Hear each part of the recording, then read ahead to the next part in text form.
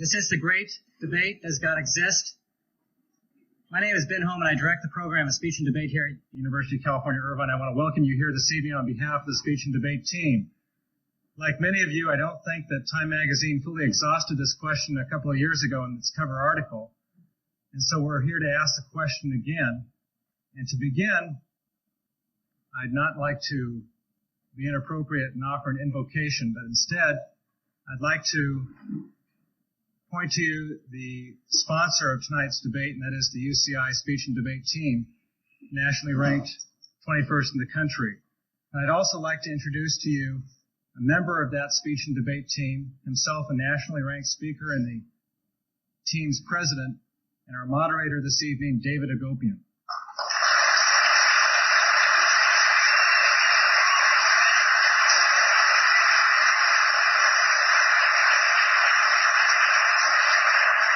Thank you. I too would like to welcome each and every one of you to this evening's debate. I hope you excuse my somewhat congested tone, but these kinds of viruses usually occur when you spend hundreds of hours and many late nights planning great debates. So if I happen to sneeze during tonight, I would ask you that in light of tonight's topic, you think twice about saying God bless you. Seriously, though, I would ask for your cooperation tonight in making my job much easier by demonstrating the utmost courtesy and respect for both speakers. We have two highly able scholars with us this evening to debate the issues better than any of us ever might imagine to do. I would ask, therefore, that you would refrain from any applause during the course of the debate. The basic reason for that being tonight's debate is strictly time. Once the time segment begins, the time clock continues to run until it has expired. In other words, when you applaud, you're only taking away the time your speaker has to communicate his particular viewpoint here this evening. I would also ask, in addition to refraining from applause, that you would also refrain, that is, from flash bulbs if you have any flash cameras with you here this evening.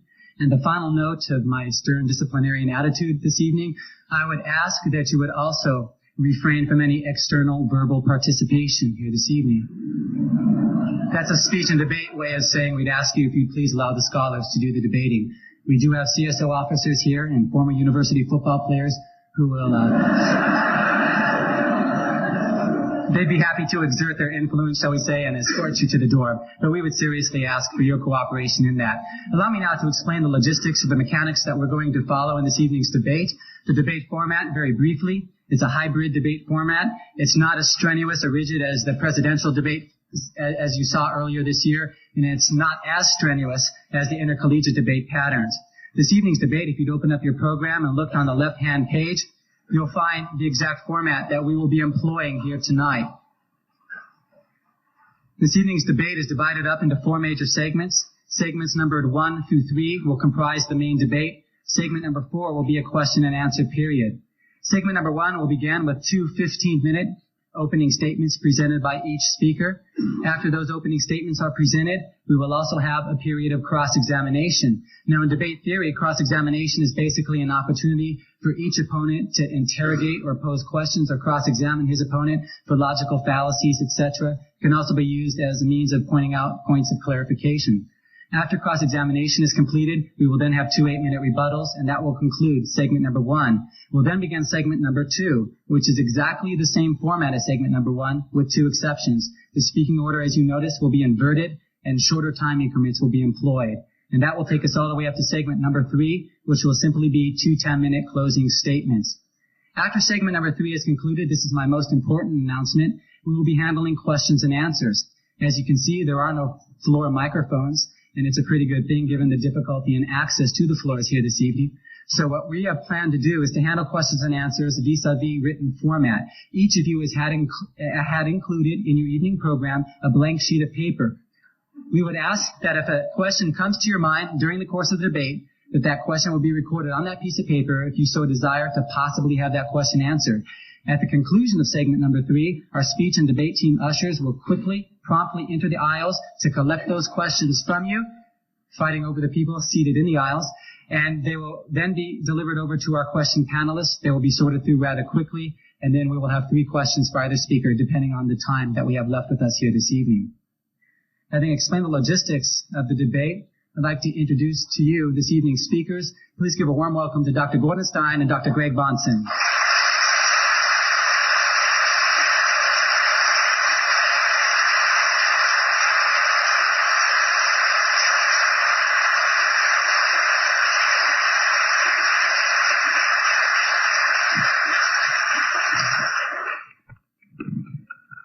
I'd like to introduce each speaker to you now, let you know a little bit more about their biographical background. Dr. Greg Bahnsen holds the Master of Divinity and the Master of Theology from Westminster Theological Seminary, as well as a PhD in Philosophy from the University of Southern California. He has fulfilled professorships at Reformed Theological Seminary in Jackson, Mississippi, and at Ashland Theological Seminary in Ohio. He is a member of the Evangelical Theological Society, the Society of Christian Philosophers, the American Philosophical Society, as well as an advisory board member of the International Council on Biblical Inerrancy. Dr. Bahnsen has published numerous articles on apologetics, ethics, and Christian theology, as well as 4 scholarly books. Dr. Bahnsen is currently the pastor of Covenant Community Church, located in Placentia, California, and resides in the Orange County area with his wife, Kathy, and his 4 children. Debating Dr. Bahnsen this evening will be Dr. Gordon Stein. Dr. Gordon Stein received a PhD from Ohio State University. He has established himself as one of America's foremost scholars of atheism. He is currently the president of the American Rationalist Federation, president of the Free Thought Association, member of the board of directors of the North American Committee for Humanism, vice president Pacific of the Freedom from Religion Foundation, and vice president of Atheists United. Dr. Stein has authored 5 leading books, 2 pamphlets, one of which, by the way, is entitled How to Argue with a Theist and Win, as well as several scholarly articles. He is also the editor of the American Rationalist Journal and the associate editor of Free Inquiry magazine. Having introduced both speakers to you, we will now begin this evening's debate. The resolution before us is in the form of an interrogative, a question. Does God exist? Dr. Bahnsen, I'll now ask for your 15-minute opening statement, please. Thank you, David. I want to begin this evening with 3 opening and introductory remarks about the nature of the debate itself. First of all, it's necessary at the outset of our debate to define our terms. That's always the case. And in particular here, I should make it clear what I mean when I use the term God. I want to specify that I'm arguing particularly in favor of Christian theism and for it as a unit or system of thought, and not for anything like theism in general. And there are reasons for that. 3. The various conceptions of deity found in the world religions are, in most cases, logically incompatible, leaving no unambiguous sense to general theism, whatever that might be. Secondly, I have not found the non-Christian religions to be philosophically defensible, each of them being internally incoherent or undermining human reason and experience. And thirdly, since I am, by the grace of God, a Christian, I cannot from the heart adequately defend those religious faiths with which I disagree. My commitment is to the triune God and Christian worldview based on God's revelation in the Old and New Testaments. So first, then, I'm defending Christian theism. Secondly, I want to observe, and we should indicate just what it is and is not at issue in the debate, and on the basis of which we hope you'll consider the debate. It must be clear that we are debating about philosophical systems, not the people who adhere to or profess them. Our concern is with the objective merits of the case which can be made for atheism or Christian theism, not related subjective or personal matters. And again, I have 3 reasons or illustrations of this. The personalities of those individuals who adhere to different systems of thought are not really relevant to the truth or falsity of the claims made by those systems. Atheists and Christians can equally be found emotional, unlearned, intolerant, or rude in their approaches. Secondly, subjective claims made about the experience of inner satisfaction or peace, claims that are made, interestingly, by both Christians and atheists in the literature, and promotional claims made about the superiority of Christianity or atheism. For instance, some atheist literature suggests that greater mental health comes through the independence of the atheist outlook. These sorts of things are always subject to conflicting interpretations and explanations, being, I think, more autobiographical rather than telling us anything for sure about the truth of the system under consideration. Thirdly, the issue is not whether atheists or professing Christians have ever done anything undesirable or morally unacceptable. One need only think respectively of the atheist involvement in the Reign of Terror in the French Revolution and the professing Christian involvement in the Spanish Inquisition. Now, the question is not whether adherents of these systems have lived spotless lives, but whether atheism or Christian theism as philosophical systems are objectively true. And so I'll be defending Christian theism, and I'll be defending it as a philosophical system. And my last introductory remark is simply to the effect that I want to concede to my opponent all issues pertaining to the control of ovarian maturation in Japanese quail. Okay. The subject of his doctoral dissertation in 1974 at Ohio State. Dr. Stein is a man of intelligence, and that's not in question in this debate. I would not pretend to hold my own in a discussion with him of the empirical details of his narrow domain of specialized natural science. However, our subject tonight is really much different, calling for intelligent reflection upon issues which are philosophical or theological in character. For some reason, Dr. Stein has, over the last decade, left his field of expertise and given his life to a campaign for atheism. Whatever his perception of the reason for that, I do not believe that it is because of any genuinely cogent philosophical case which might be made for atheism as a worldview.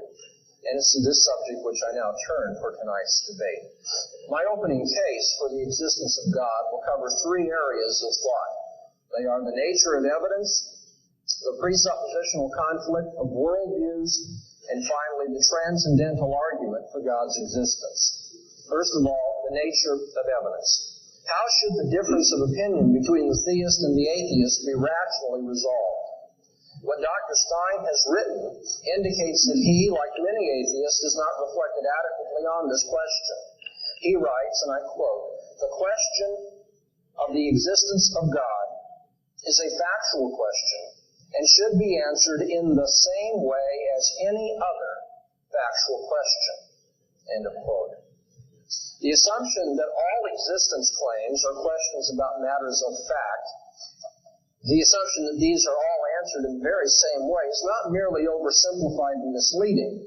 It is simply mistaken. The existence, factuality, or reality of different kinds of things is not established or disconfirmed in the same way in every case. We might ask, is there a box of crackers in the pantry? And we know how we would go about answering that question.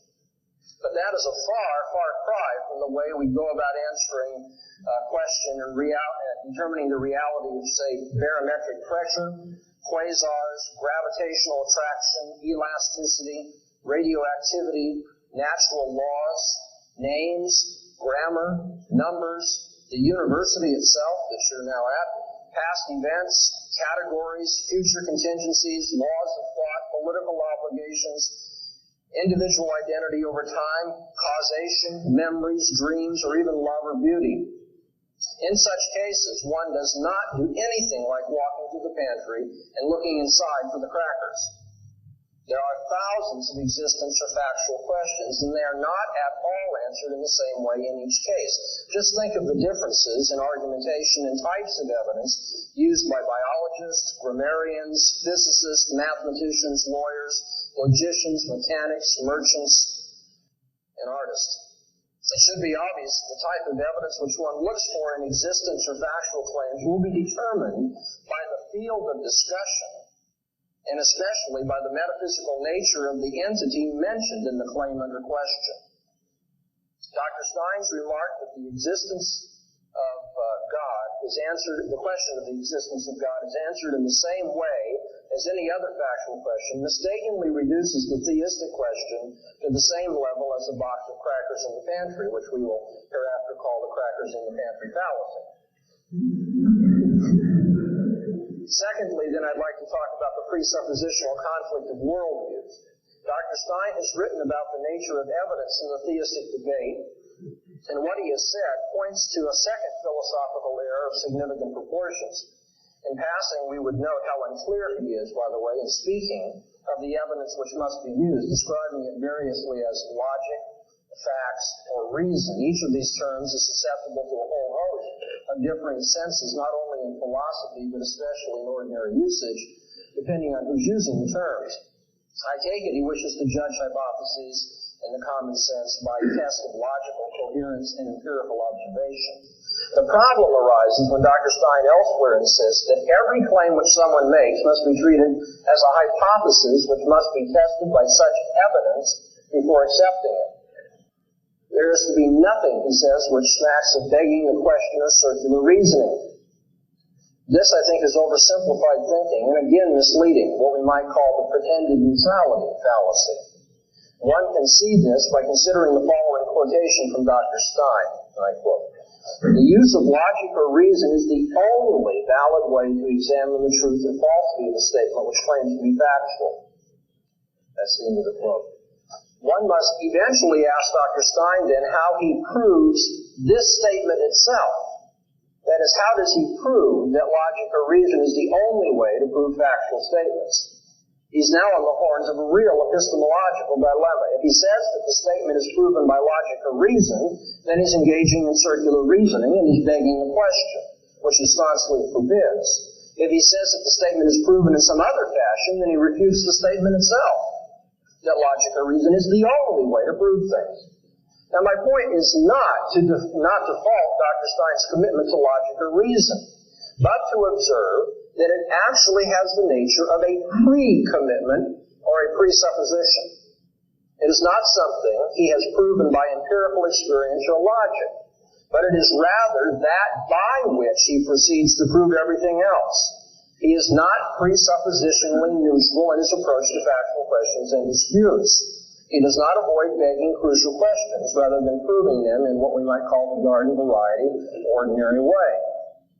Now, this tendency to beg crucial questions is openly exposed by Dr. Stein when the issue becomes the existence of God, because he demands that the theists present him with evidence for the existence of God. Now, theists like myself would gladly and readily do so. There is the evidence of the created order itself, testifying to the wisdom, power, plan, and glory of God. One should not miss the testimony of the solar system, the persuasion of the sea, the amazing intricacies of the human body. There's the evidence of history, God's deliverance of his people, the miracles at Passover night in the Red Sea, the visions of Isaiah, the Shekinah glory in the temple, the virgin birth of Jesus, his mighty miracles, his resurrection from the dead. There's the evidence of special revelation, the wonder of the Bible as God's Word, unsurpassed in its coherence over time, and its historical accuracy, and its life-renewing power. In short, there is no shortage of empirical indicators or evidences of God's existence, from the 1,000 stars of the heavens to the 500 witnesses of Christ's resurrection. But Dr. Stein precludes the very possibility of any of this empirical evidence counting as proof of God's existence. He writes, and now I quote, "Supernatural explanations are not allowed in science. The theist is hard put to document his claims to the existence of the supernatural if he is, in effect, forbidden from invoking the supernatural as a part of his explanation. Of course, this is entirely fair, as it would be begging the question to use what has to be proved as a part of the explanation." End of quote. In advance, you see, Dr. Stein is committed to disallowing any theistic interpretation of nature, history, or experience. What he seems to overlook is that this is just as much begging the question on his own part as it is on the part of the theists who appeal to such evidence. He has not at all proven by empirical observation and logic his pre-commitment to naturalism. He has assumed it in advance, accepting and rejecting all further factual claims in terms of that controlling and unproven assumption. Now, the theist does the very same thing, don't get me wrong. When certain empirical evidences are put forth as allegedly disproving the existence of God, the theist regiments his commitments in terms of his presuppositions as well. See, just as the naturalist would insist that Christ could not have risen from the dead, or that there is a natural explanation yet to be found of how he did rise from the dead, so the supernaturalist insists that the alleged discrepancies in the Bible have an explanation, some yet to be found perhaps, and that the evil of this world has a sufficient reason behind it, known at least to God. They both have their governing presuppositions by which the facts of experience are interpreted, even as all philosophical systems, all worldviews do. At the most fundamental level of everyone's thinking and beliefs, there are primary convictions about reality, man, the world, knowledge, truth, behavior, and such things. Convictions about which all other experience is organized, interpreted, and applied. Dr. Stein has such presuppositions, and so do I, and so do all of you. And it is these presuppositions which determine what we accept by ordinary reasoning and evidence, for they are assumed in all of our reasoning, even about reasoning itself. And so I come thirdly then to the transcendental proof of God's existence.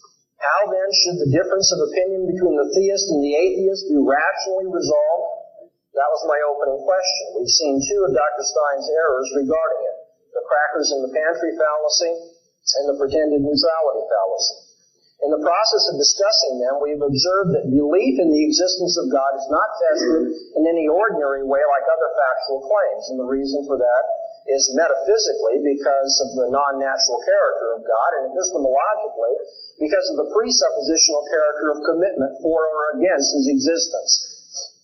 Arguments over conflicting presuppositions between worldviews, therefore, must be resolved somewhat differently, and yet still rationally, than conflicts over factual existence claims within a worldview or system of thoughts.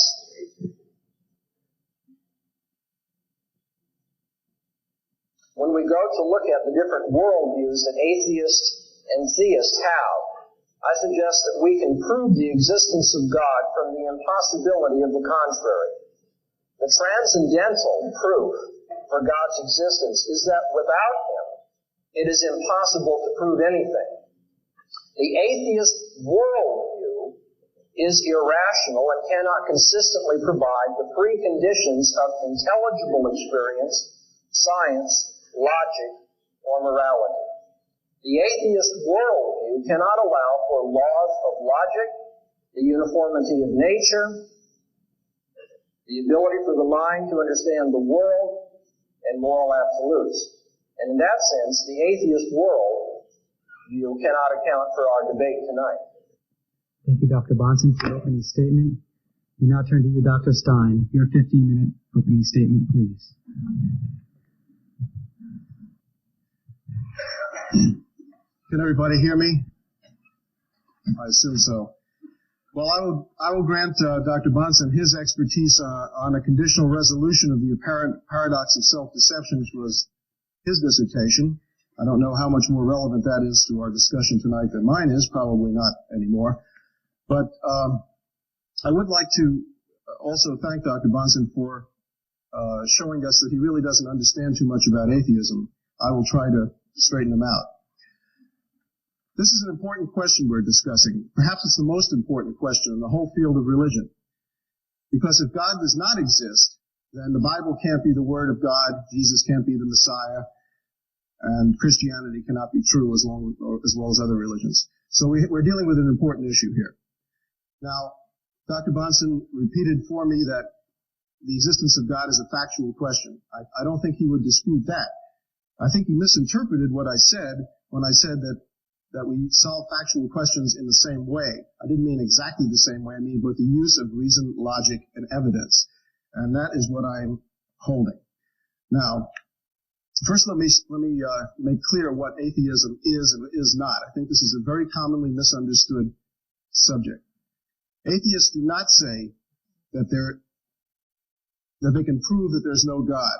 An atheist is not someone who denies that there is a God. Rather, an atheist says that he has examined the proofs that are offered by the theist, and he finds them inadequate. Now, if I were to say that this gentleman sitting on the front step could fly by flapping his arms, I would be making a kind of unusual statement, and it would be up to me or him to demonstrate that he could fly. If he can't demonstrate it, then we don't believe that he can fly. Now, if he doesn't demonstrate it right now, that doesn't mean he can't fly. It just means he can't fly right now. Now, so that we do not deny that he can fly because he can't demonstrate it right now, but we say he has not proven his case. And therefore, we do not believe that he can fly until he does so, prove so. And this is what an atheist says about the existence of God. He says the case is unproven, not disproven. So an atheist is really someone who is without a belief in God or who does not believe in a God. It is not someone who denies the existence of God or who says that one does not exist or can prove that one does not exist. Now, I think I would like to define a God as well. I'm not so sure I like his definition. I'm not going to stick to just Christian God. I'm going to stick to all kinds of God. And I'm going to use the definition which both Father Copleston and Bertrand Russell both agreed on in their famous debate. Now, this was both sides, the leading exponents of both sides, both managed to agree on the definition of God, so I think it must be at least an adequate one, if not a great one. And this is the definition: a supreme personal being, distinct from the world and creator of the world. Now, before asking for proof of God's existence, we need this satisfactory definition. And I think I've given one which I will find at least satisfactory, and if Dr. Bahnsen doesn't agree, we can hear from him. Now, nothing can qualify as evidence for the existence of a God unless we have some idea what we're searching for. That's why we need the definition.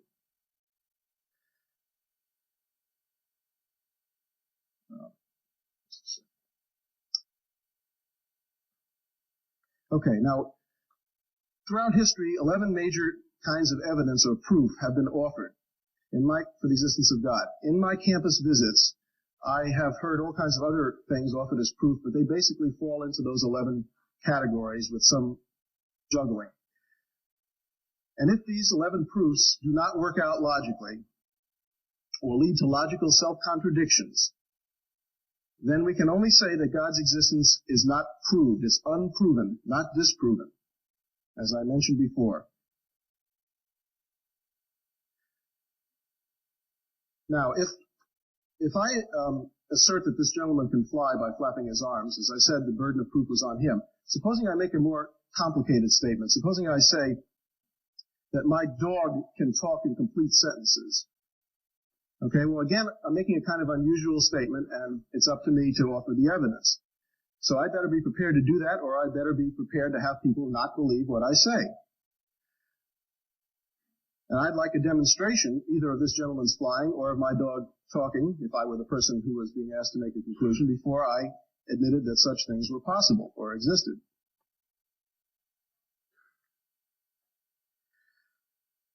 Okay, now how easy would it be to show that this gentleman cannot fly or that my dog cannot talk in complete sentences?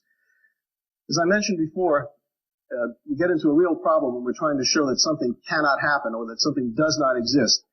For example, if I wanted to prove that unicorns do not exist, I can examine this room and we can find out that there are definitely no unicorns in this room.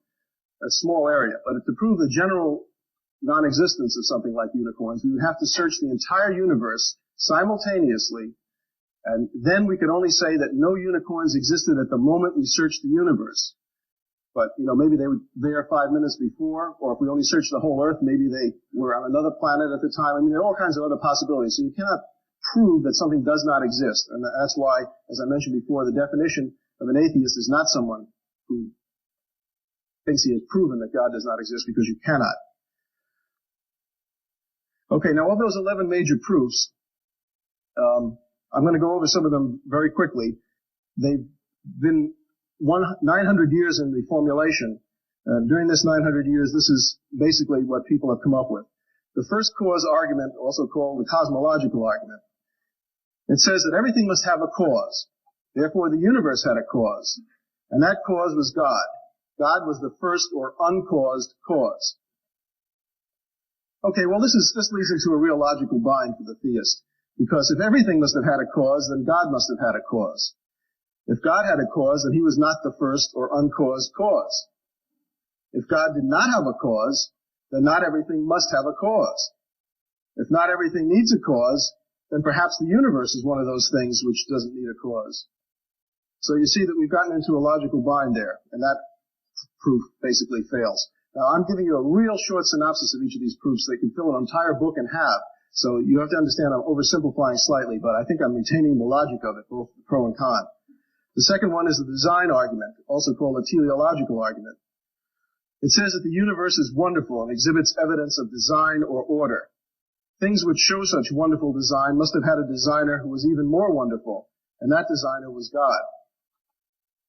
Well, if the universe is wonderfully designed, surely God is even more wonderfully designed. He must therefore have had a designer even more wonderful than he is. If God did not require a designer, then there's no reason why such a relatively less wonderful thing as the universe needed one. Again, we're into a logical self-contradiction. The argument from life says life cannot originate from the random movement of atoms, yet life exists. Therefore, the existence of a God was necessary to create life. Well, basically, life didn't originate from the random movements of atoms, and no scientist would say so, because there are limits on the chemical composition and physics of atoms, and they don't move in any possible way, and chemicals do not combine in any possible way. That's why when you see these 1 billion to 1 kind of odds that people have said for life originating, they're all wet. They haven't considered the possibility that not every reaction can occur. So it's possible to explain the origin of life without a God, and using the principle of parsimony or Occam's razor, I think we are left with the simpler explanation as the one without the God. I'll go into more detail on that later. Then we have the argument from revealed theology, which seems to be one of Dr. Bahnsen's favorites. It says that the Bible says that God exists, and the Bible is the inspired word of God. Therefore, what it says must be true.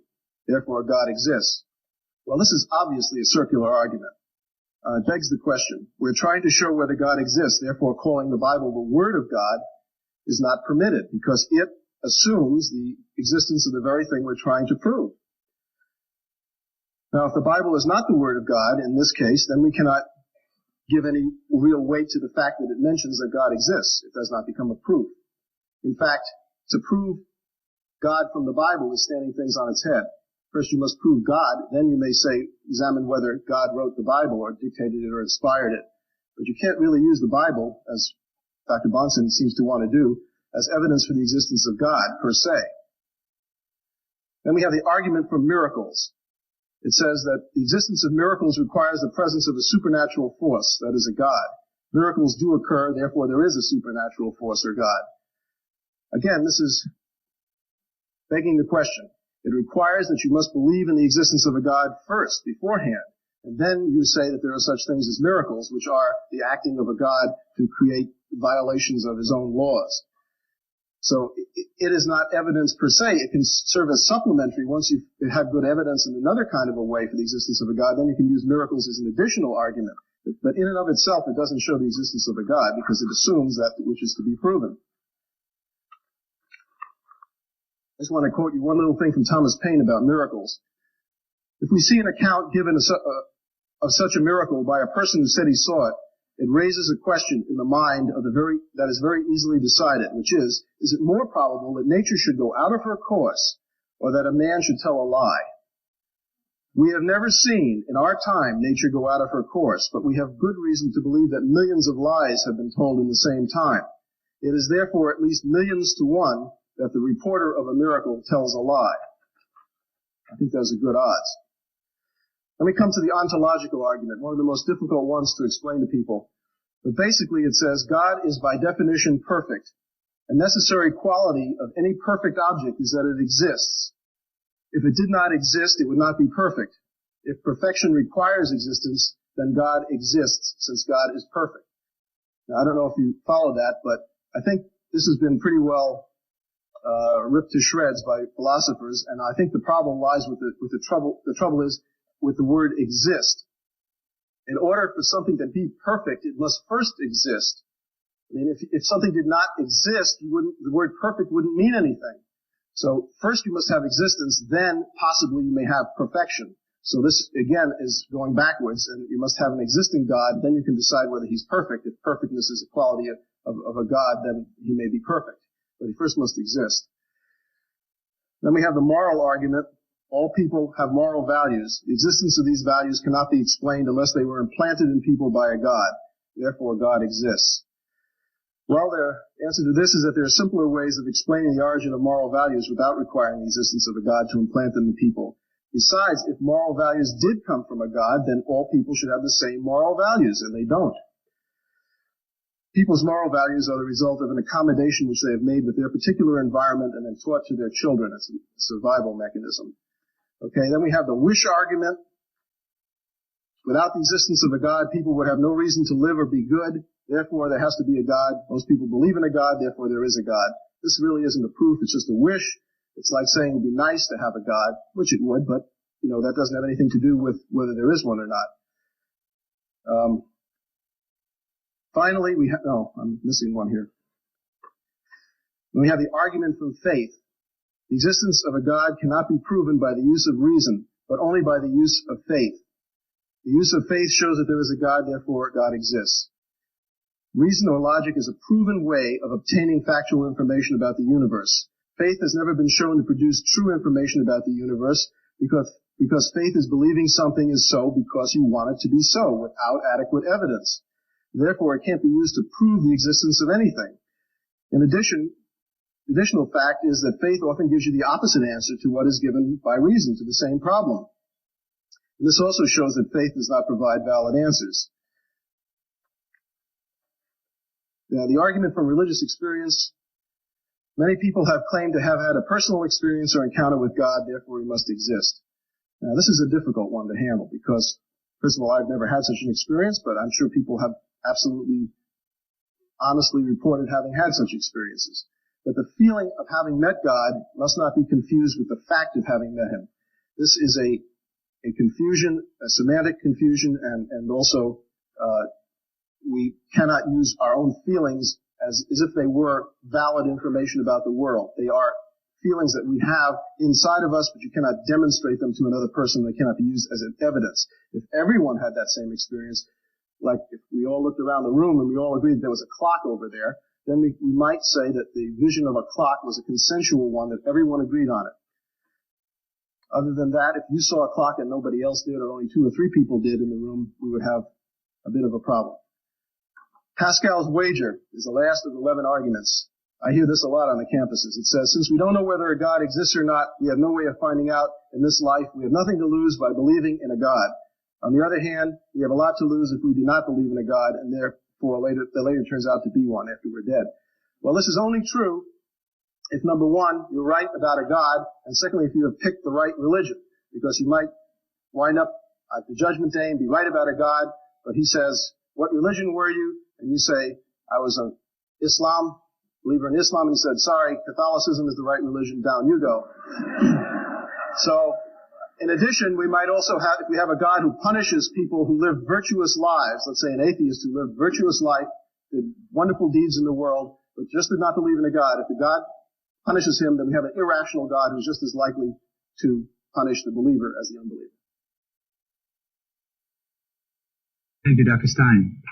We will now move to our period of cross-examination. The first cross-examiner will be Dr. Bahnsen. We'll have an opportunity to cross-examine Dr. Stein. If I could please have silence, we would appreciate it. Dr. Stein, do you have any sources that you can give to us very briefly that define atheism as one who finds the theistic proofs inadequate rather than one who denies the existence of God? Yes, sir. George Smith's book, which you will find for sale in the back of the room upstairs later, called Atheism, The Case Against God, which I think is the finest book ever written on the subject, makes this quite explicit. I happen to have a copy right here. I can quote you the exact words if you'd like to see them. That won't be necessary. Okay. Do you have any other sources? Do I have any other sources? Any other sources? Sure. What would they be? Charles Bradlaugh, who I will give them to you right now. 100 years ago, Charles Bradlaugh made the comment in his a plea for atheism. He said, That'll be fine. Okay.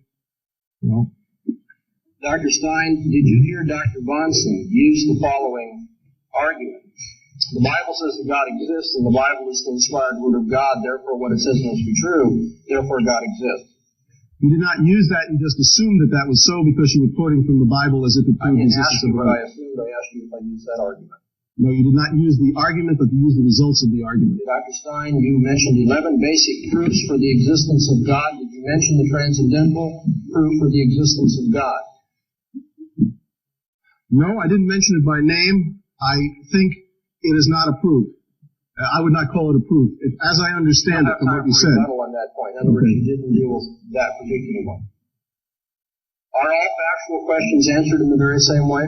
No, they are not. They're answered by the use of certain methods, though, that are the same. Reason, logic, and presenting evidence. Right. I heard you mention logical binds and logical self-contradictions in your speech. Mm-hmm. You did say that? I used that phrase, yes. Do you believe there are laws of logic, then? Absolutely. Are they universal? They're agreed upon by human beings. They aren't laws that exist out in nature. Are they simply conventions, then? They are conventions, but they're conventions that are self-verifying. Are they sociological laws or laws of thought? They are laws of thought which are interpreted by men and promulgated by men. Are they material in nature? How can a law be material? That's the question I'm going to ask you. I would say no.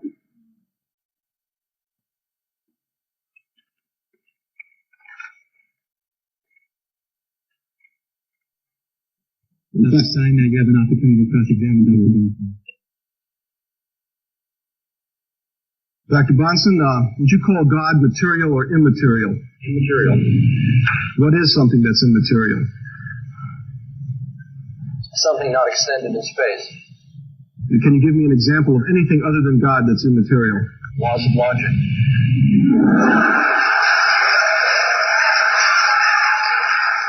Can I ask that you hold that down, please? Are you putting God in the same, as an equivalent thing to the laws of logic?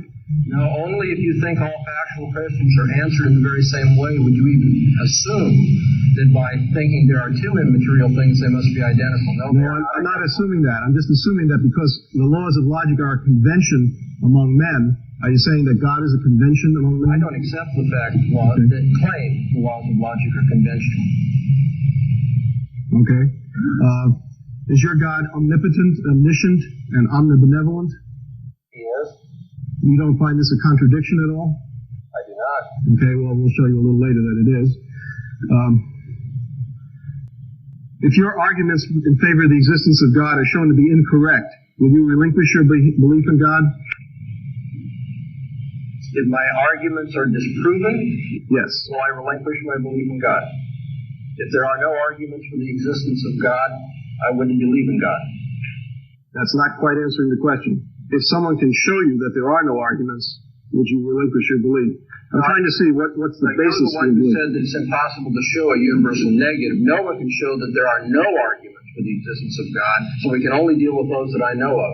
Okay, if someone showed that all of the ones that you produced were invalid, what would be your position? Well, you'd have to describe further the conditions of this.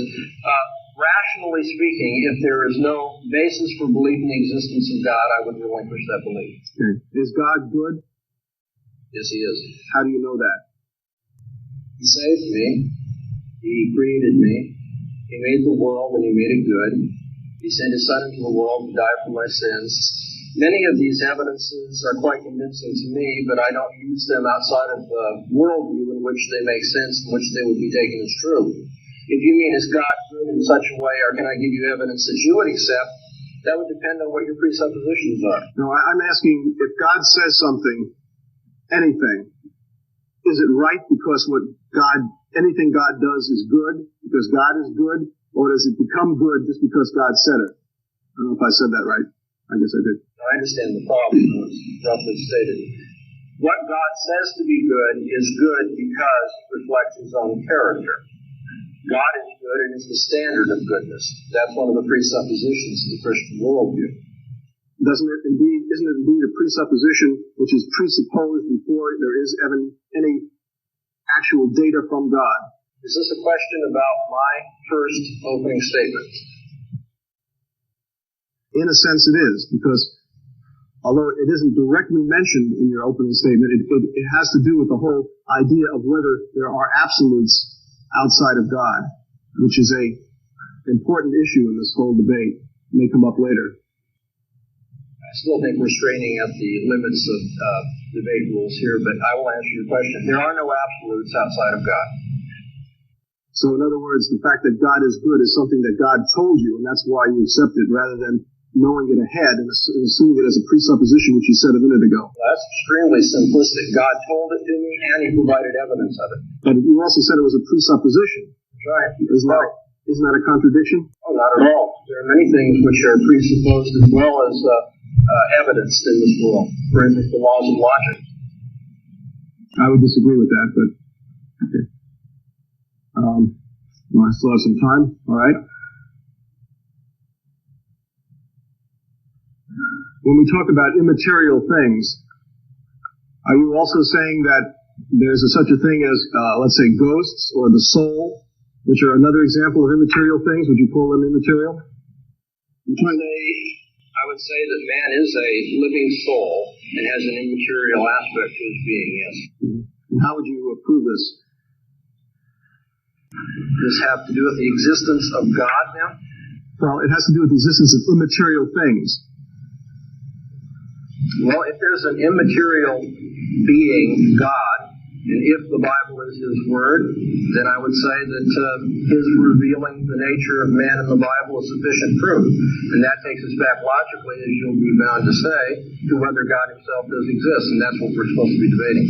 Okay, so you're giving me a circular argument, which is... I'm telling you what the debate is about, man. Well, I know what the debate is about. I'm asking for an answer to a question, and I didn't get one. I'm not debating the nature of the soul tonight, but the existence of God. Yes, I believe that the man has a soul. Okay, the only reason I asked about the soul is because this is a simpler immaterial object that most people would hold is also immaterial. Oh, I would say that it's similar. I mean, that's your claim. Simpler, I said, not similar. Okay.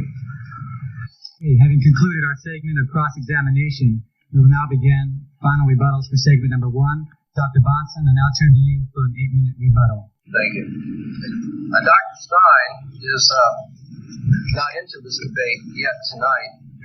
We are debating the nature of, the existence of God. I specified that I would be speaking in order to avoid logical contradiction of one particular view of God, the Christian view of God, which I personally hold. Dr. Stein says that he will not restrict himself to the Christian conception of God. Well, that's fine, he may not, but all the time he uses on anything that's not the Christian conception of God will be irrelevant. In fact, I will join him in refuting those other conceptions of God. The existence of God that I'm arguing tonight is the Christian one. Secondly, when Dr. Stein defines an atheist as one who finds the theistic proofs inadequate, that is unproven but not disproven, he's engaging in linguistic revision. He does quote for us, of course, he said that he could, and I trust that he can, two atheists who likewise define atheism that way. But you see, that strikes me as similar to a Christian who defines his position as being true at the outset, and therefore it must be true because it's true by definition.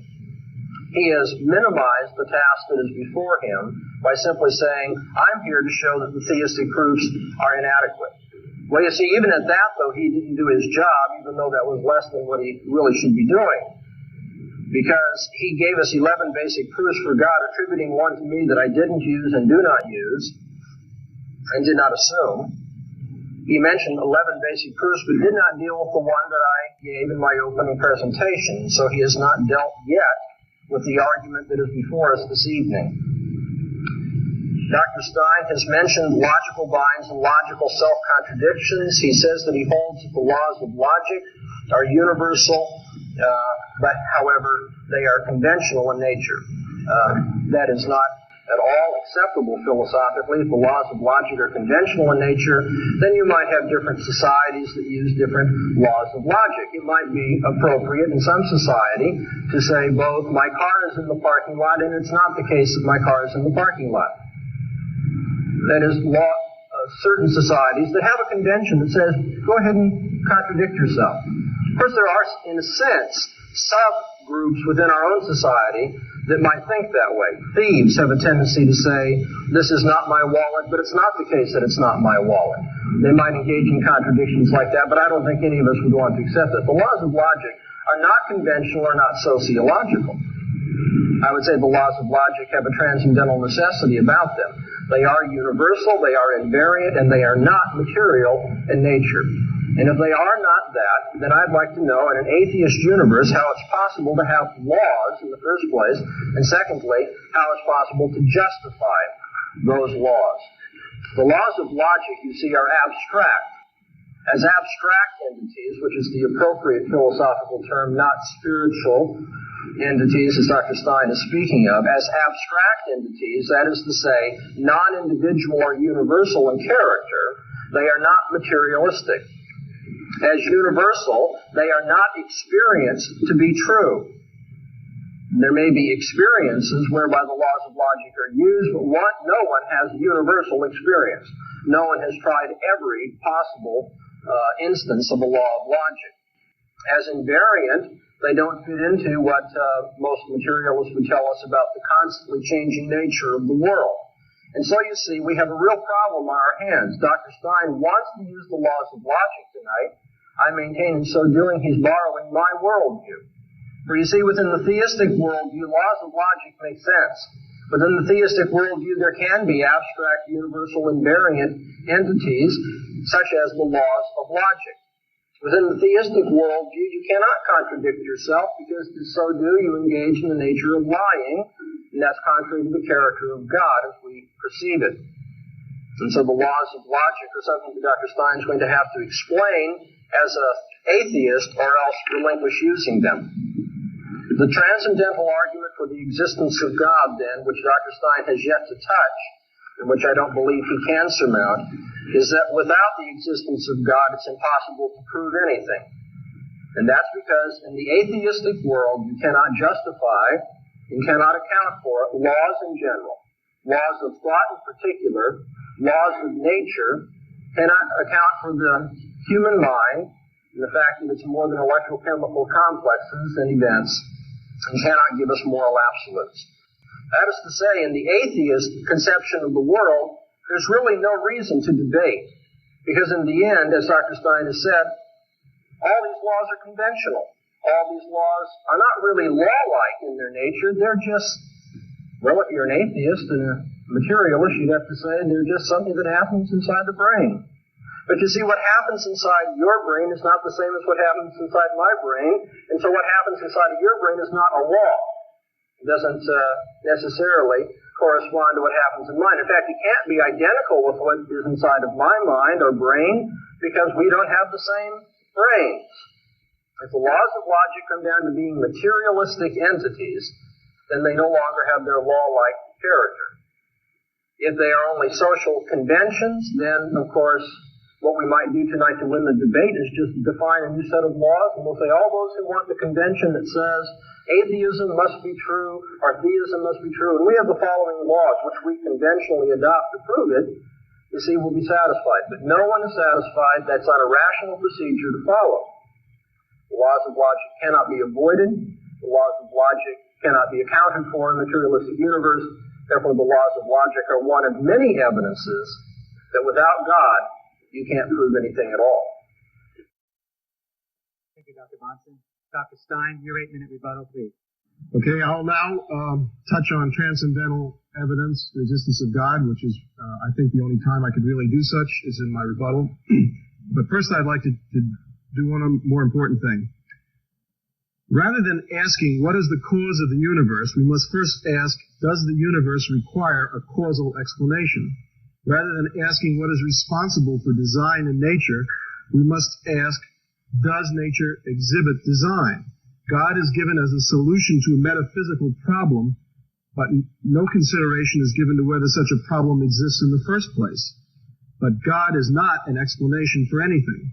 For example, if I ask you, how did the universe come? And you say, God created it. That doesn't answer the question. The question is, how did God create it?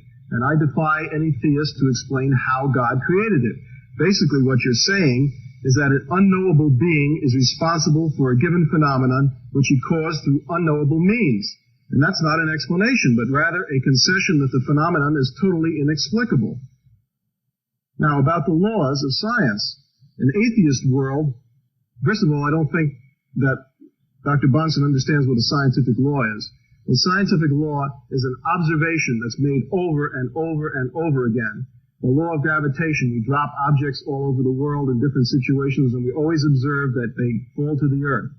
So eventually we make a statistical statement that objects are likely almost 100% likely to fall to the earth if they're not accelerating in the opposite direction.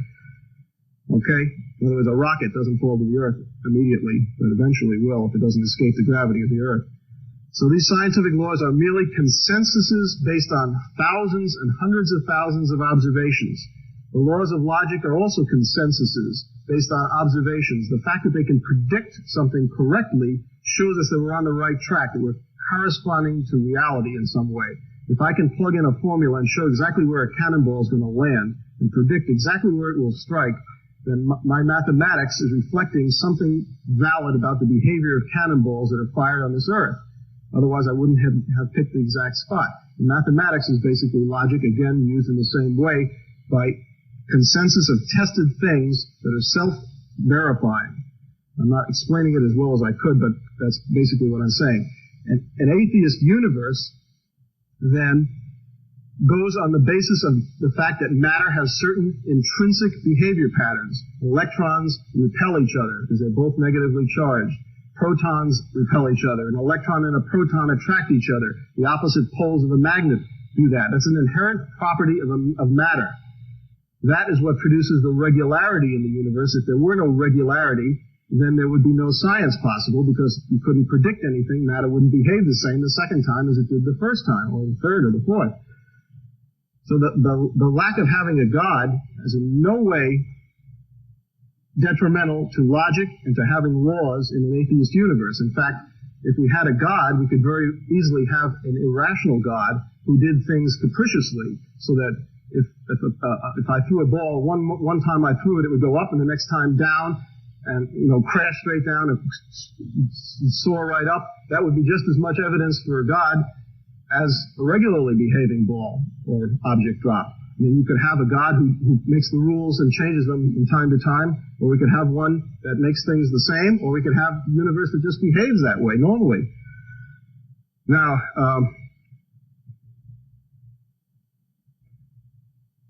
to ask what caused the universe, although we didn't get into this exact thing, I'm trying to show you that it's to ask an absurd question in the first place, to give God as the answer. First of all, I mentioned it doesn't explain anything, but secondly, before something can act as a cause, it must first exist. That is, it must be a part of the universe. And the universe sets the foundation for a causal explanation, but it cannot itself require a causal explanation. I don't know if that's clear. If I say every human being had a mother, that's a valid question. But if I ask who was the mother of the human race, that is a non-valid question because the human race didn't have a mother. I can ask what was the cause of this planet exploding, but to ask what was the cause of the universe is to ask an invalid question. And to offer the answer as God is to offer an invalid answer to an invalid question.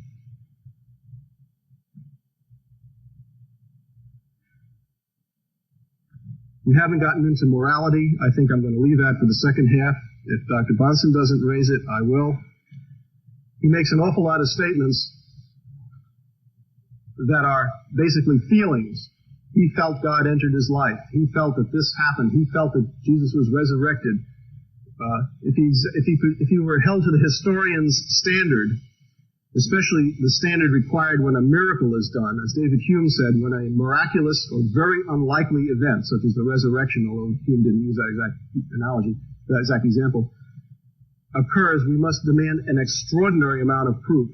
If I say that the sun is going to rise tomorrow, we don't need too much proof because it's been rising every day. If I say the sun is not going to rise tomorrow, then we need an extraordinary amount of evidence before someone will take that seriously because it's an unusual event. Okay? Now, he has not held up the historian's standard to a lot of the things he's accepting from the Bible as evidence for God. And I think that if he did so, he would soon see that those evidences dried up. Now, to get to transcendental evidence, finally. The statement that if God did not exist, we couldn't prove anything, and that logic and scientific laws would be invalid is absolute nonsense, and I think I've demonstrated part of that. He says that laws of logic are the same everywhere. This is not true, although they are mostly the same. And I wonder if he's ever heard of a Zen koan. And the answer to a Zen koan is something which, like, what is the sound of one hand clapping is the most famous Zen koan. The answer to that kind of a question is in a different type of logic, in a sense, or it's extra logical, if you want to call it that. But I do think that most logic, as we accept it in the Western world and most of the Eastern world, is basis of agreement on people that reflects something about the universe. The idea that transcendental evidence for the existence of God is that the impossibility of the opposite, that the world view would not be rational if it were atheistic, is total nonsense. And I've demonstrated to you that it depends on the inherent properties of matter. If matter has the properties where it behaves regularly, then we have order in the universe, and we have a logical, rational universe without a God. The God issue is not germane if matter behaves in a regular way. And I would hold that the properties of matter, as demonstrated over and over again, are regular. And it's an inherent property of matter.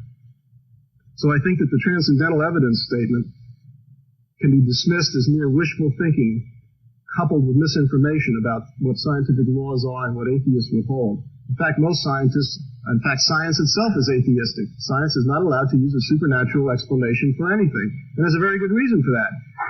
If your experiment came out one way, you could say God did it. If it came out the opposite way, you could say God did that. You would never make any progress in explaining anything in science, and so the agreed upon consensus for rules of science is that naturalistic explanations only are asked for and allowed. We have concluded segment number 1 of this evening's debate.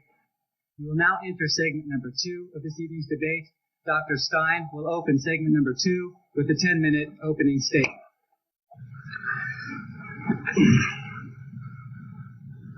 He will if he can find his notes.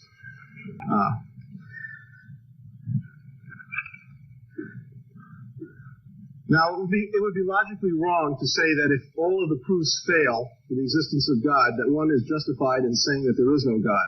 There's a logical fallacy, argumentum ad ignorantum, or something like that, to say that you accept something just because all the evidence to the contrary fails. However, we have two other factors here that we must consider. One of them is the fact that 900 years have passed since Anselm first postulated the ontological proof, and Thomas Aquinas in 1200 or so. So we have a long period of time in which all these proofs that are being professed fail. That's some evidence about probability of there being a proof that someone will come up with that will succeed, being pretty unlikely. In addition, we have a number of things which I wouldn't call proofs, but I would call evidence, which make the existence of God even more improbable. And one of them is the problem of evil. If an all-good God exists, why is there evil in the world? We were told with God that all things are possible. If all things are possible, it would be possible for him to create a world in which the vast mass of suffering that is morally pointless, such as the pain and misery of animals, the cancer and blindness of little children, the humiliations of senility and insanity, were avoided.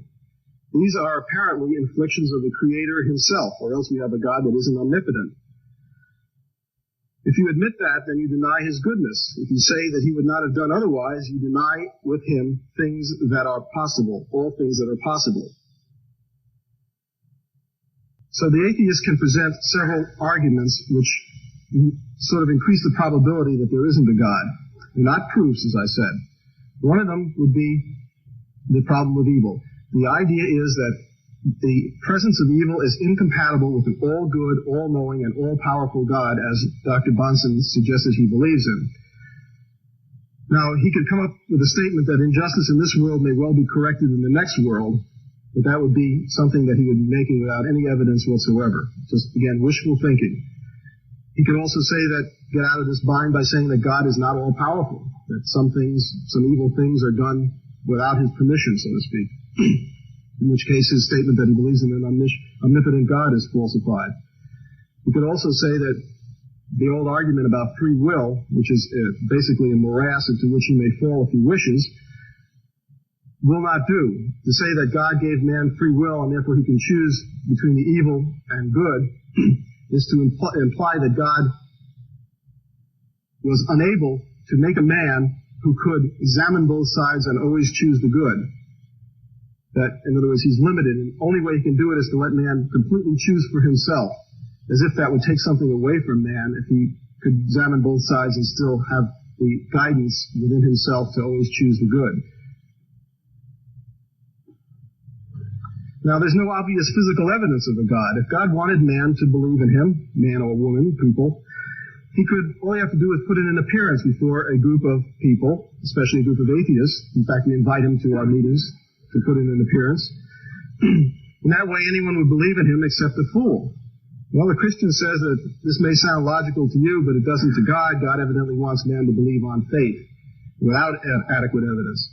Well, if he does, then why did he give man the power of reason? And why did he give man more reason than any other animal has?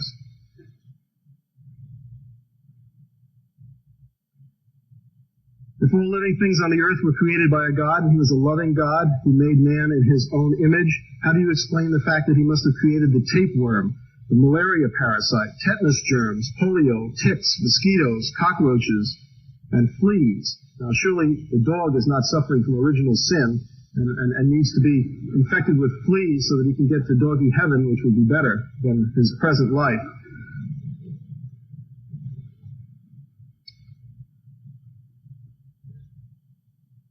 The standard answer of theists to this kind of question is things have to be better after death. You know, we have these things on earth. It's a vale of tears, so to speak. It doesn't make much sense. I mean, any God that would punish a man for what his ancestors did is not a very moral God. I'm talking about original sin now, Adam and Eve in the Garden of Eden. There are many instances on the earth in which no distinction seems to be made between the innocent and the guilty, between the Christian and the non-believer. And, for example, in natural disasters like an earthquake or a fire, it kills Christians, it kills babies, it kills animals, it kills non-Christians. You certainly can't say that these people were punished in some way for something that they did. It also demolishes churches and hospitals without distinction.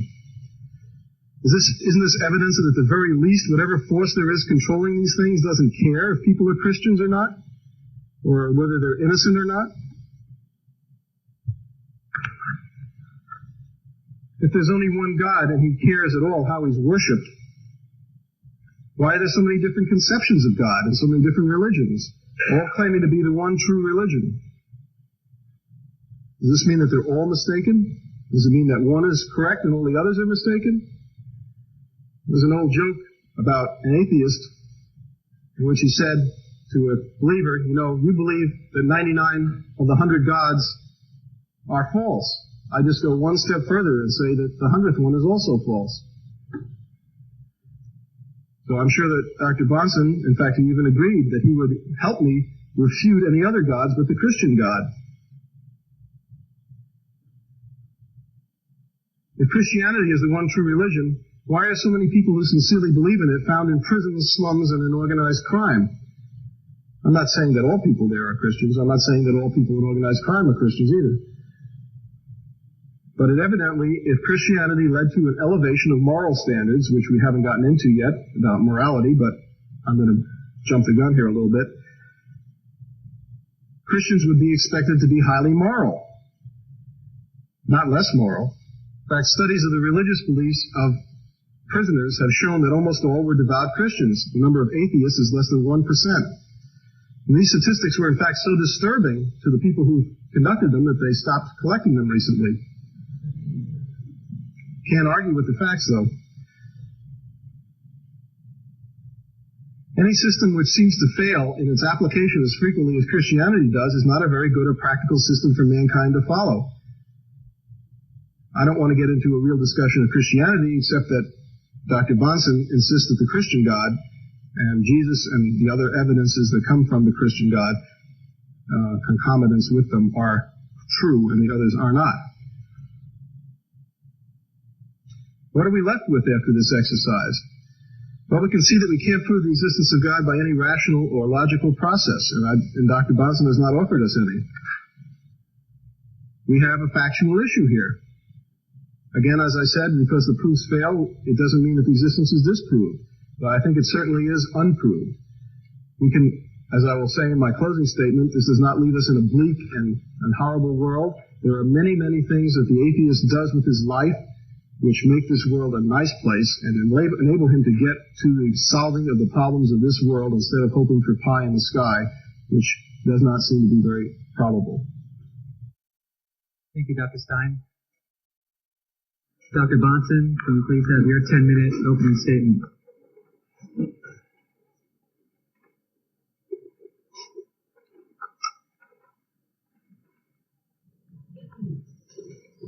You've heard Dr. Stein refer to the transcendental argument and try to dismiss it simply as wishful thinking.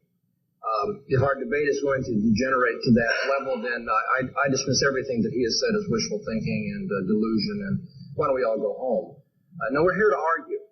We're here to argue a point, and I'm going to say just what the argument that has been proposed and see if Dr. Stein has any better answer than just to engage in name-calling. Dr. Stein proposes an atheist worldview. I propose a Christian theistic worldview. There are other proposals out there that may want their evening to debate as well. I'm maintaining that the proof of the Christian worldview is that the denial of it leads to irrationality.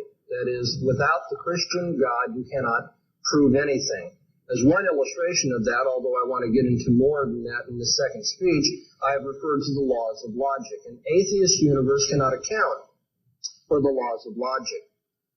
Dr. Stein, interestingly, in responding to that, spoke more about scientific law than he did about the laws of logic, and I'm going to come back to that in my rebuttal to ask about his understanding of scientific law.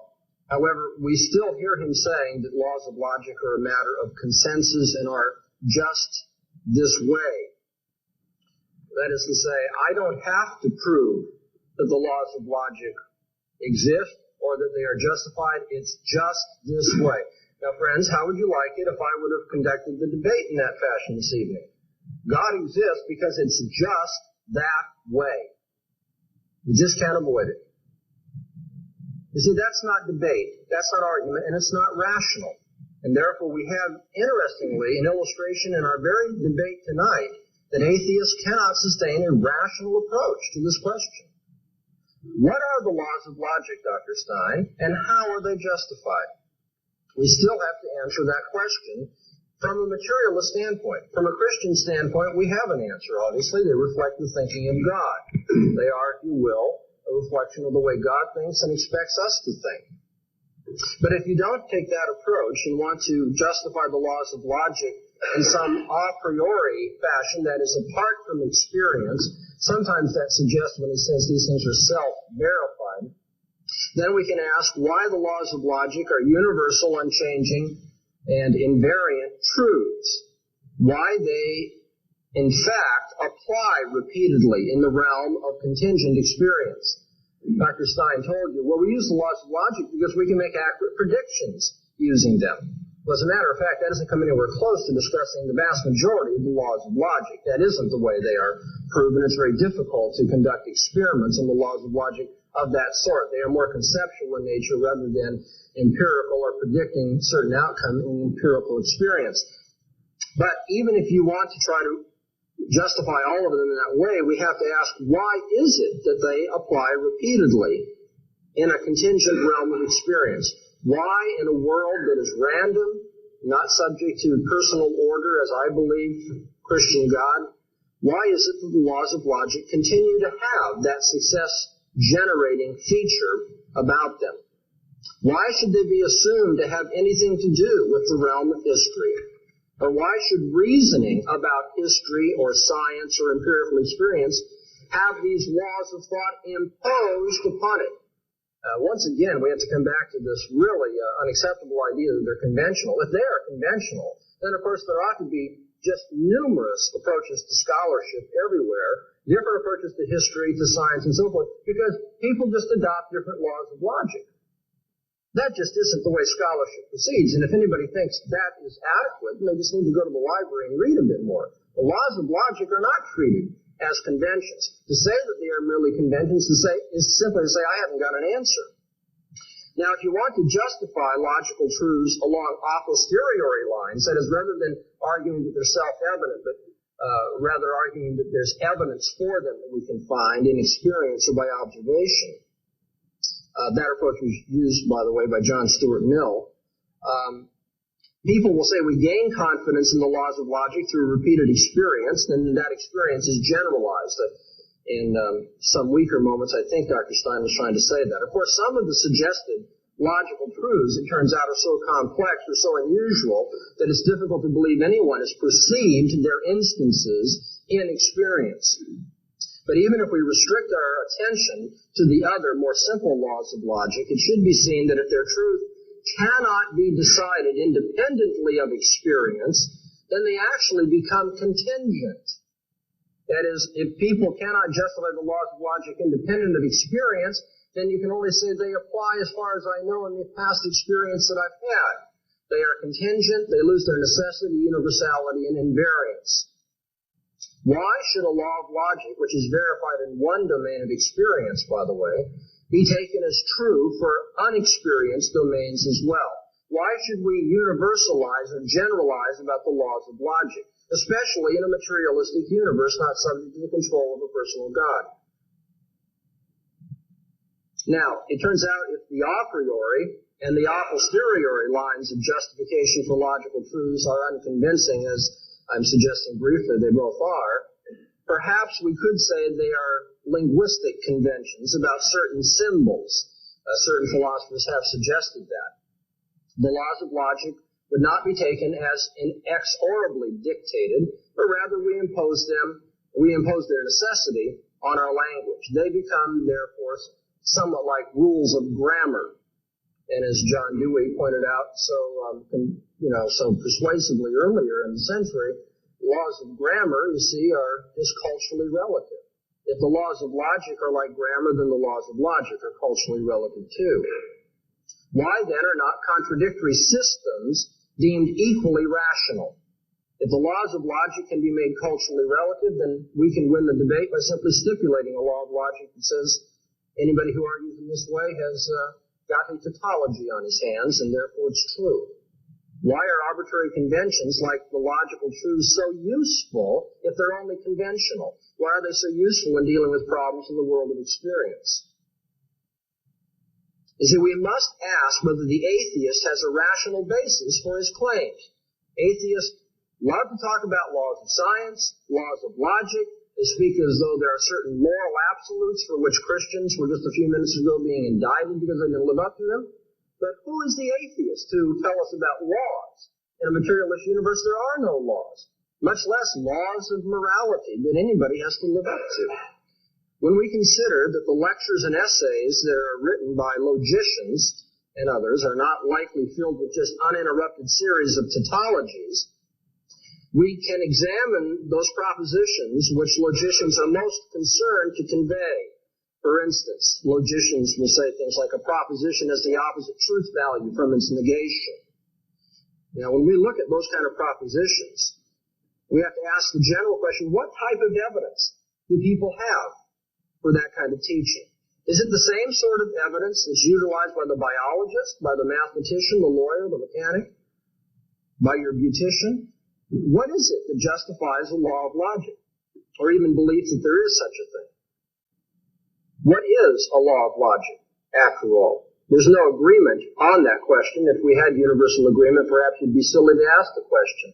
It's been suggested to you that it's absurd to ask these sorts of things, although the analogy that was used by Dr. Stein about the absurdity of asking about the cause of the world is not at all relevant, because that isn't what my argument is. By the way, that's not absurd to ask that question either.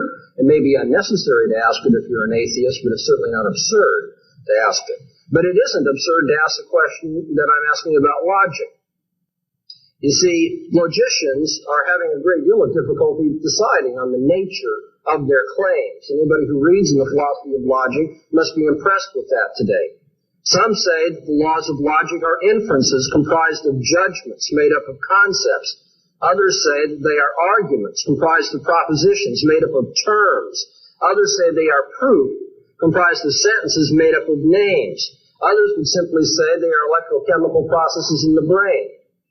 In the end, what you think the laws of logic are will determine the nature of evidence that you will suggest for them. Now, in an atheist universe, what are the laws of logic? How can they be universal, abstract, invariant? And how does an atheist justify the use of them? Are they merely conventions imposed on our experience, or are they something that reflect absolute truth?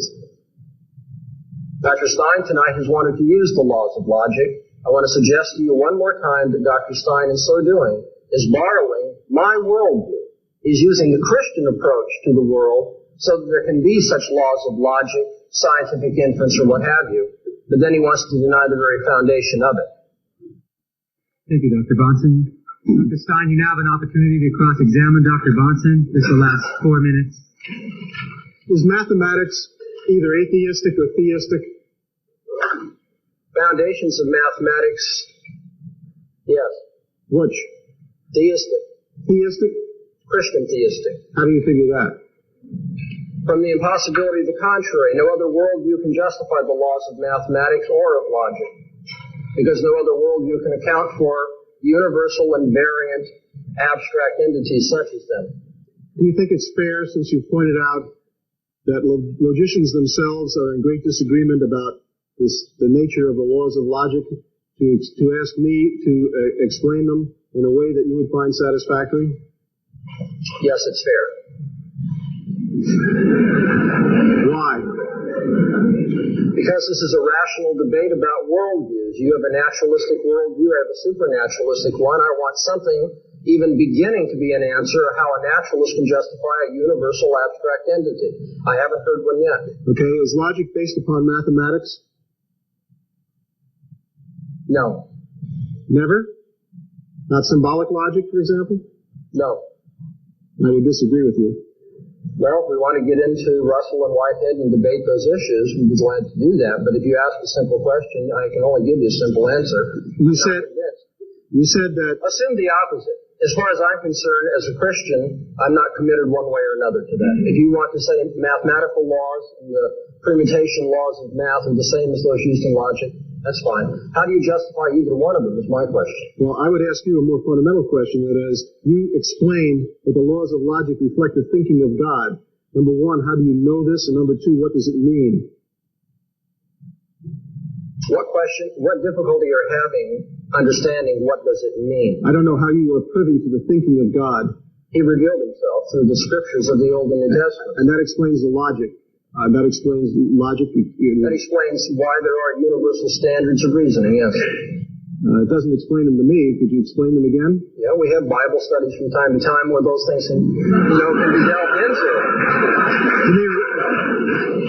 You mean you spend some time rationalizing the irreconcilable, or reconciling the irreconcilable? No, that's just, like the two accounts in Genesis, the two pedigrees of... This is a cross-examination. If you have something other than a rhetorical question, I'll try to answer it. Well, it's not intended as a rhetorical question. It's intended as The previous one was rhetorical only. No, it was intended to show that your last statement was disingenuous and Please limit your comments to questions. Yes, okay.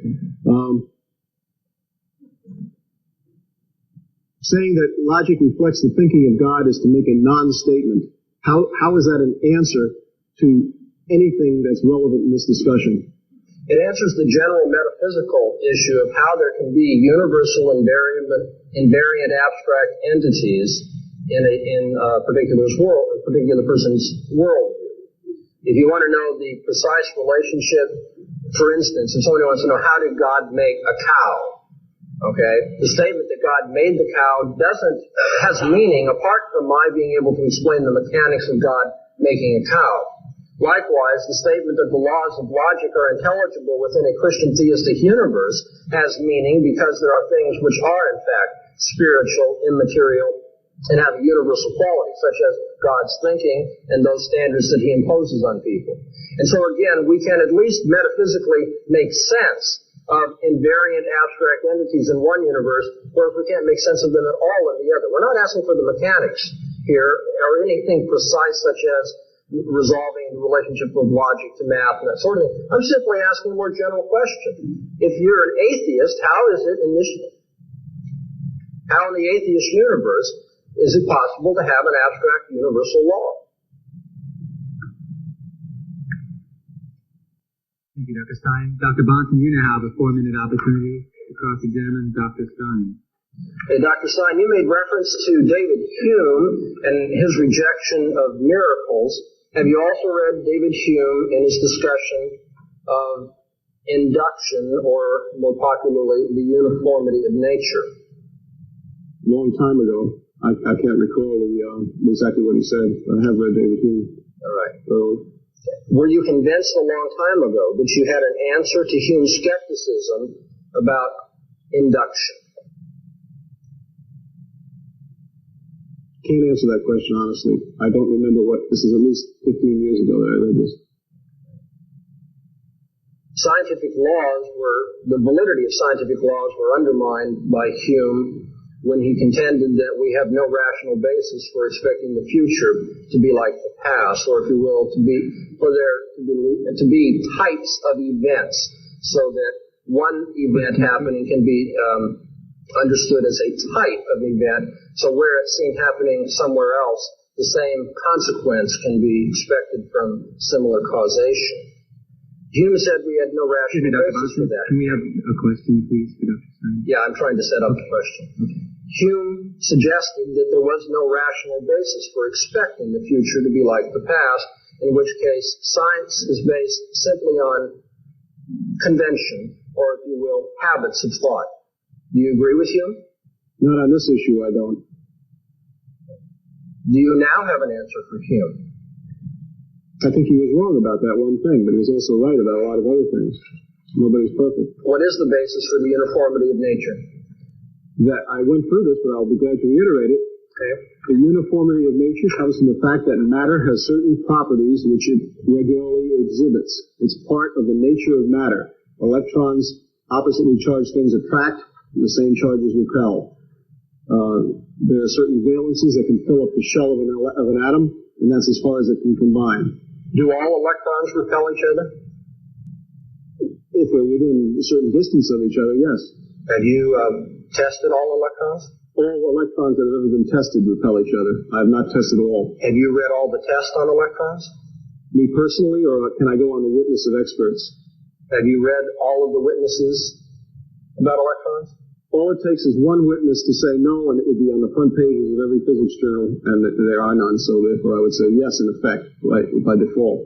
Well, physicists have their presuppositions by which they exclude contrary evidence too, but in other words, you haven't experienced all electrons, but you would generalize that all electrons, under certain conditions, repel each other. Just statistically, on the basis of past observation. And we don't know that it's going to be that way 10 minutes after this debate, then? No, but we see no evidence that things have switched around either. Do you accept the Zen Buddhist logic that allows for koans, the different kind of logic that you referred to used by Zen Buddhists? I use the word extra-logical, and I think that's the right word. It is outside of the normal kinds of logic. It's not necessarily a different kind of logic, but it's just non-logical, but accepted in place of logic. Is it also, are extra-logical things absurd? They may seem that way to us, but no, I would say they're not absurd in the grand scheme of things. Can extra-logical things be true? Can claims about extra-logical matters be true? But that's an impossible question to answer, because if we're using logic to answer whether something is true or not, then extra-logical things are not subject to the analysis given by logic. All right, so are claims about extra-logical entities allowed or disallowed in your worldview? In my worldview, it depends on what we're talking about. If we're talking about things like Zen Buddhists, and they confine themselves to these philosophical speculations there, then yes. If we're talking about science, no. It sounds very arbitrary. Thank you. We will now move to rebuttals. Dr. Stein, 6-minute rebuttal, please.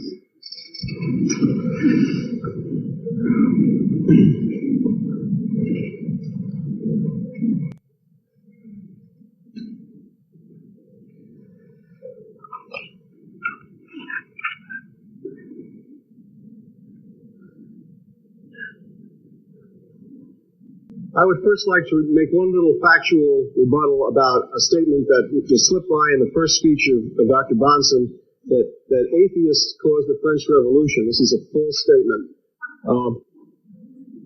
The leader of the French Revolution, the most important person, was Robespierre, who was a Christian. So, I mean, there may have been some atheists there, but that doesn't mean that they caused the French Revolution. There are atheists everywhere. Okay, now, we've spent a lot of time talking about logic, and yet I'd like to know why, and this is not a question that's addressed right now for an answer, but just as put out for a future response, why has Dr. Bahnsen stressed the laws of logic so much when he's refused to apply them to the existence of God. I'm not so sure that it's even falsifiable, so therefore it isn't even a statement that can be tested in any way. He has stressed the laws of logic because he knows that there's no explanation for the laws of logic that philosophers agree upon. This is a trap, in effect. I may have fallen into it. If so, fine. The point is, it's not relevant to his position.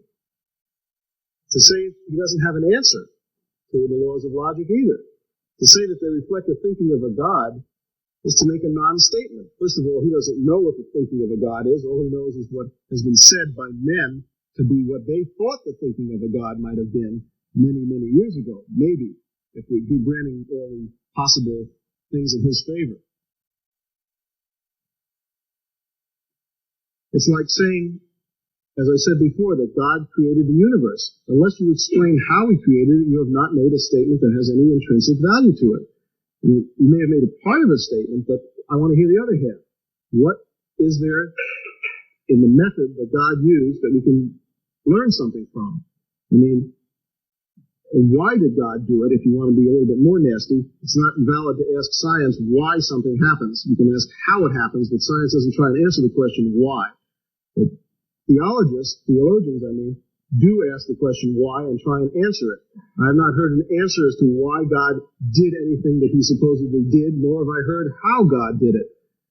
These are the two most essential, meaningful answers to asking a question. If we don't supply those, we have ducked the whole center of the issue and just given you another mumbling which doesn't go anywhere. I'll give you an example. If I said, how did that car that's parked in the parking lot, that red car right in front, how did it get here? And you say, General Motors made it. That does not explain how the car got here. Now, if you want to go and explain that in Detroit, 100 men worked a certain number of hours to make this car out of steel that they got from Youngstown, Ohio, from a smelting plant, and then maybe we're getting somewhere. So how that car got here. I don't mean how it got on the Irvine campus. I mean how did it get here in existence. So until we have that kind of an answer, we have not said anything. To say that General Motors made it is not answering the question of how that car got here. Neither is there an answer to say that God made it. And I would ask Dr. Bahnsen to explain, if he thinks he knows the answer, which none of these philosophers know about the laws of logic, to put his answer in some kind of meaningful language. To say that the laws of logic reflect the thinking of God is to make a non-meaningful statement. And not just to me, to anyone. I want to know whether God thinks rationally all the time, whether he can be irrational. How do we know when he's being irrational? Is it possible for him to be irrational? I want to know what kind of logic God uses. Does he use the kind of logic that we can demonstrate, that we can test in the same way that we use the logic that we're talking about in science? If so, should it be impossible for God to contradict himself in any way?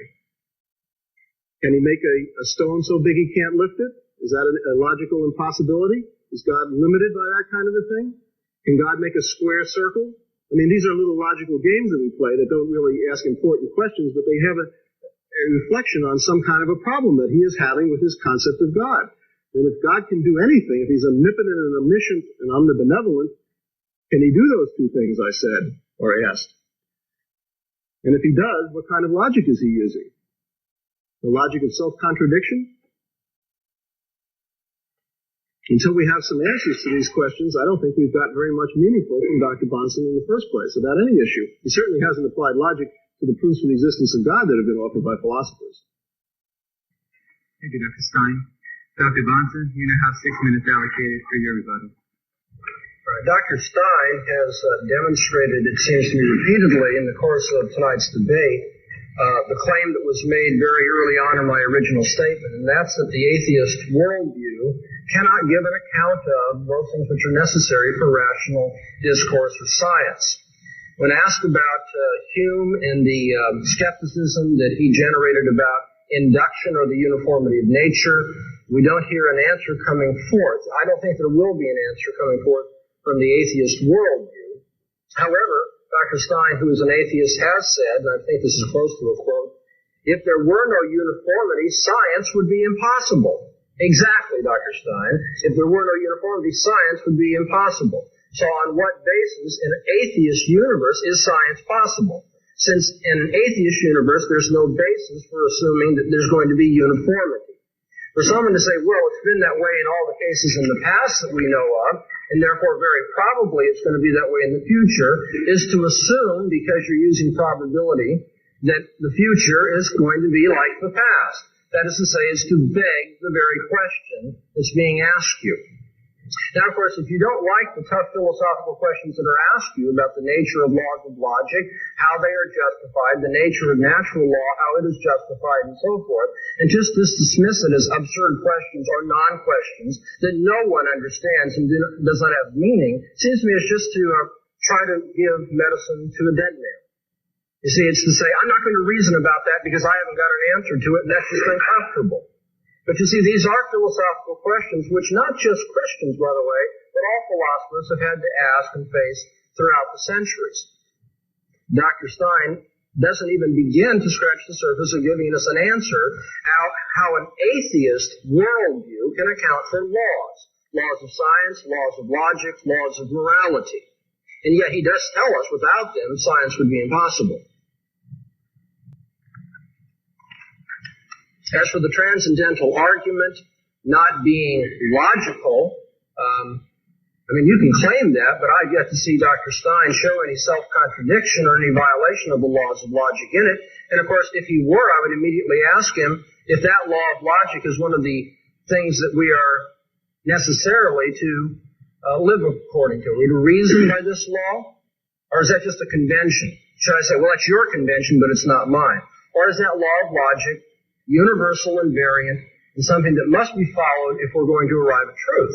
If it is, then I'm going to ask him how it's possible to have such a thing in his universe, how he can justify it at all. But he hasn't shown any contradiction. He simply, again, called it illogical. Whether it's falsifiable or not, even asking that question, I think, shows that Dr. Stein is not really aware of the philosophical nature of the question and debate before us. No, transcendentals are not falsifiable. That's right, but they are very meaningful, the very sorts of things that philosophers deal with all the time. You look at Kant or Aristotle or other philosophers, you'll see they deal with the preconditions of experience. And since they are the preconditions of experience, they are not falsifiable, and yet they are meaningful. He says that I do not have an answer to these questions either. Well, I certainly do. It's just he doesn't like the answer. The answer is that God created the world. And this world reflects the uniformity that he imposes on it by his governing.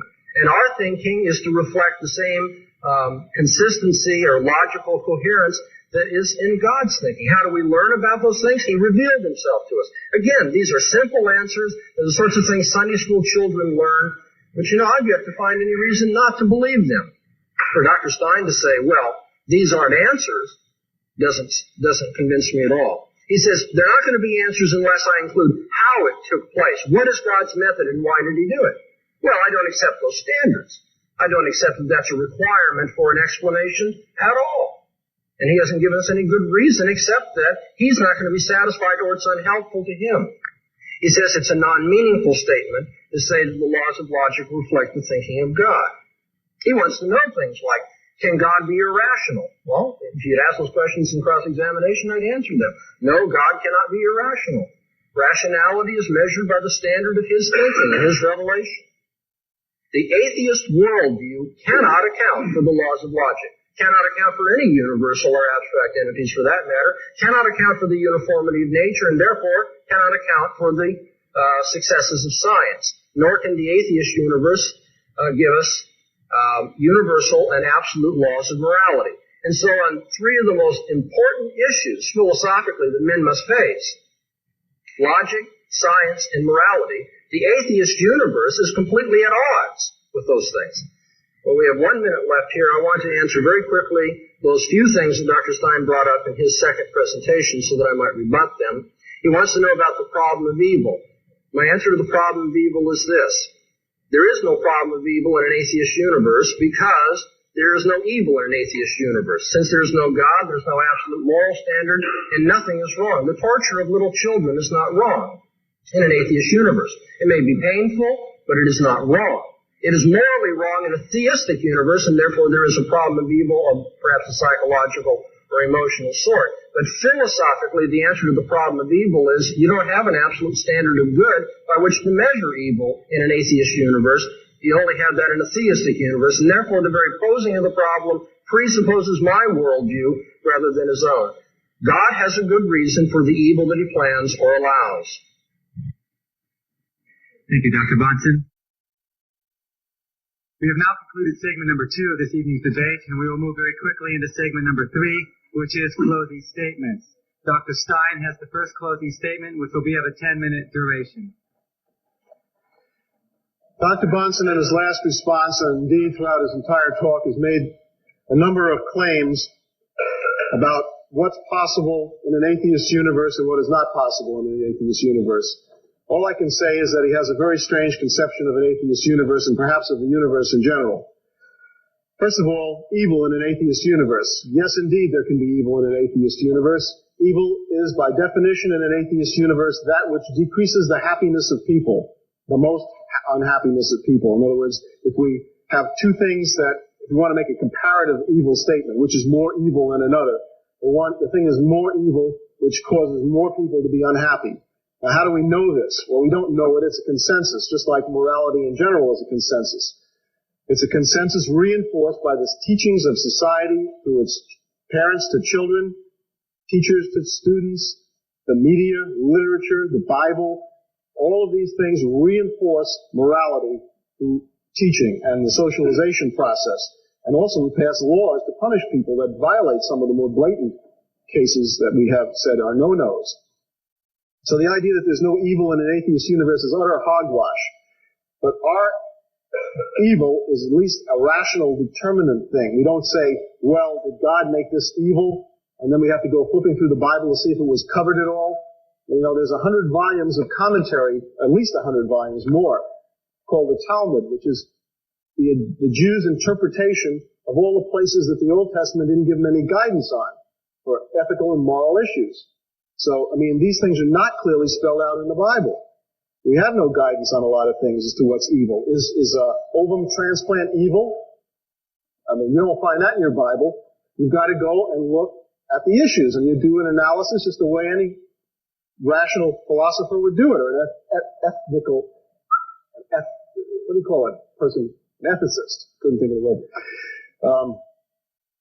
So, I mean, we have standards by which we determine evil and good, and in a atheistic world, the atheistic worldview, I think I've demonstrated that the regularity of matter, which is an inherent property of matter, explains the way we are able to make laws which are generalizations in the field of science. And to say that, first of all, many scientists are atheists. It's been shown by studies over and over again. So to claim, as Professor Dr. Bahnsen claims to claim, that science doesn't give us an atheistic worldview that is in conformity with, that science is not in conformity with an atheistic worldview is utter nonsense. Science is in itself atheistic. It doesn't use God to explain things, and it understands that matter behaves in a regular and therefore predictable way. And that is the way in which scientific research is done. The same with logic. Logic is a consensus. I think it has a mathematical and linguistic basis. It has some conformity to the reality of the world. I don't know how many times we have to repeat that for it to get through to Dr. Bahnsen, but it doesn't seem to be. And he seems to specialize in what we call the thinking makes it so school of logic, if we want to call it that. Because he says something is so, because he knows what God's thinking was, therefore it is so. The omniscient Dr. Bahnsen has answered. Well, that doesn't answer anything if we're going to apply the tests of reason to what he says. His statements are not only irrational, they are unreasonable.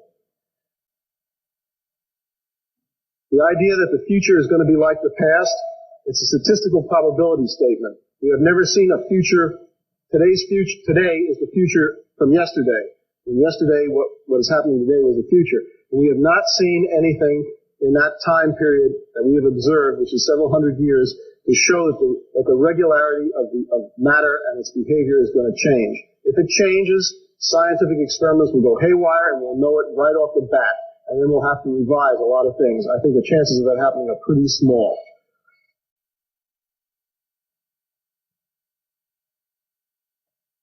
Now, let me just finish by saying that atheism is not a bleak and negative concept.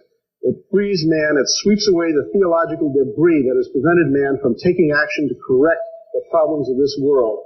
We want to feed the hungry, we want to educate the illiterate, we want to clothe the naked. We want to raise the standard of living. We want to spread reason and thinking and progress and science. These are all things which are in and of themselves atheistic. We don't do them because God tells us to do them. We do them because they're right. They need to be done in this world. And if we do them because they're right and we make people happy, we will be made happy ourselves by making other people happy. It's a very positive world outlook. It's something which I don't think Dr. Bahnsen has even mentioned, but it's certainly the other side of the coin. I mean, what happens when you wipe away the God concept? Are you left with nothing? No, you're left with the responsibility that you have to take on yourself. You are responsible for your actions, and also you get the credit for the things that you do. And I would rather have a realistic worldview that gives up a few things that would be nice to have but just don't happen to be true. And I'd rather operate on a worldview like that than I would on making wish fulfillment of things that just are not so. Thank you, Dr. Stein. Dr. Bahnsen, your 10-minute closing statement. I want to begin my closing statement by thanking the debate team for inviting both Dr. Stein and myself here for this interesting evening and interchange, and thank you all for giving up an evening to discuss what I consider a very important question. And I thank Dr. Stein for coming and for his graciousness toward me. As far as my my closing statement, I need to deal, I think, first of all, perhaps in the entire time, analyzing this remark that my statements have been tonight irrational. Well, perhaps they have. But you see, saying so doesn't make it so. That's something we just heard as well. And so if my statements have been irrational, then we were going to need some standards of reasoning by which these statements have been shown to be irrational.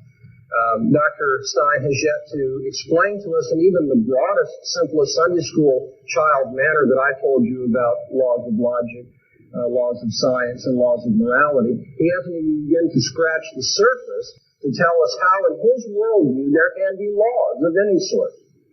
And if there can't be laws or standards in his worldview, then he can't worry about my irrationality, my alleged irrationality. The transcendental argument for the existence of God has not been answered by Dr. Stein. It's been debated, it's been made fun of, but it hasn't been answered. And that's what we're here for, rational interchange. The transcendental argument says the proof of the Christian God is that without him you can't prove anything. Notice, the argument does not say that atheists don't prove things. The argument doesn't say that atheists don't use logic, science, or laws of morality. In fact, they do. The argument is that their worldview cannot account for what they are doing. Their worldview is not consistent with what they are doing. In their worldview, there are no laws, there are no abstract entities, there are no universal things, there are no prescriptions. There's just the material universe, naturalistically explained in the way things happen to be. That's not law-like or universal, and therefore the worldview doesn't account for logic, science, or morality. But atheists, of course, use logic, science, and morality. And in so doing, atheists give continual evidence of the fact that in their heart of hearts they aren't atheists. In their heart of hearts, they know the God I'm talking about. This God made them. This God reveals himself continually to them through the natural order, through their conscience, and through the very use of reason. They know this God, and they suppress the truth about him. One of the ways we see that they suppress the truth about him is because they do continue to use laws of logic, science, and morality, though their worldview cannot account for them. Dr. Stein has said the laws of logic are merely conventional.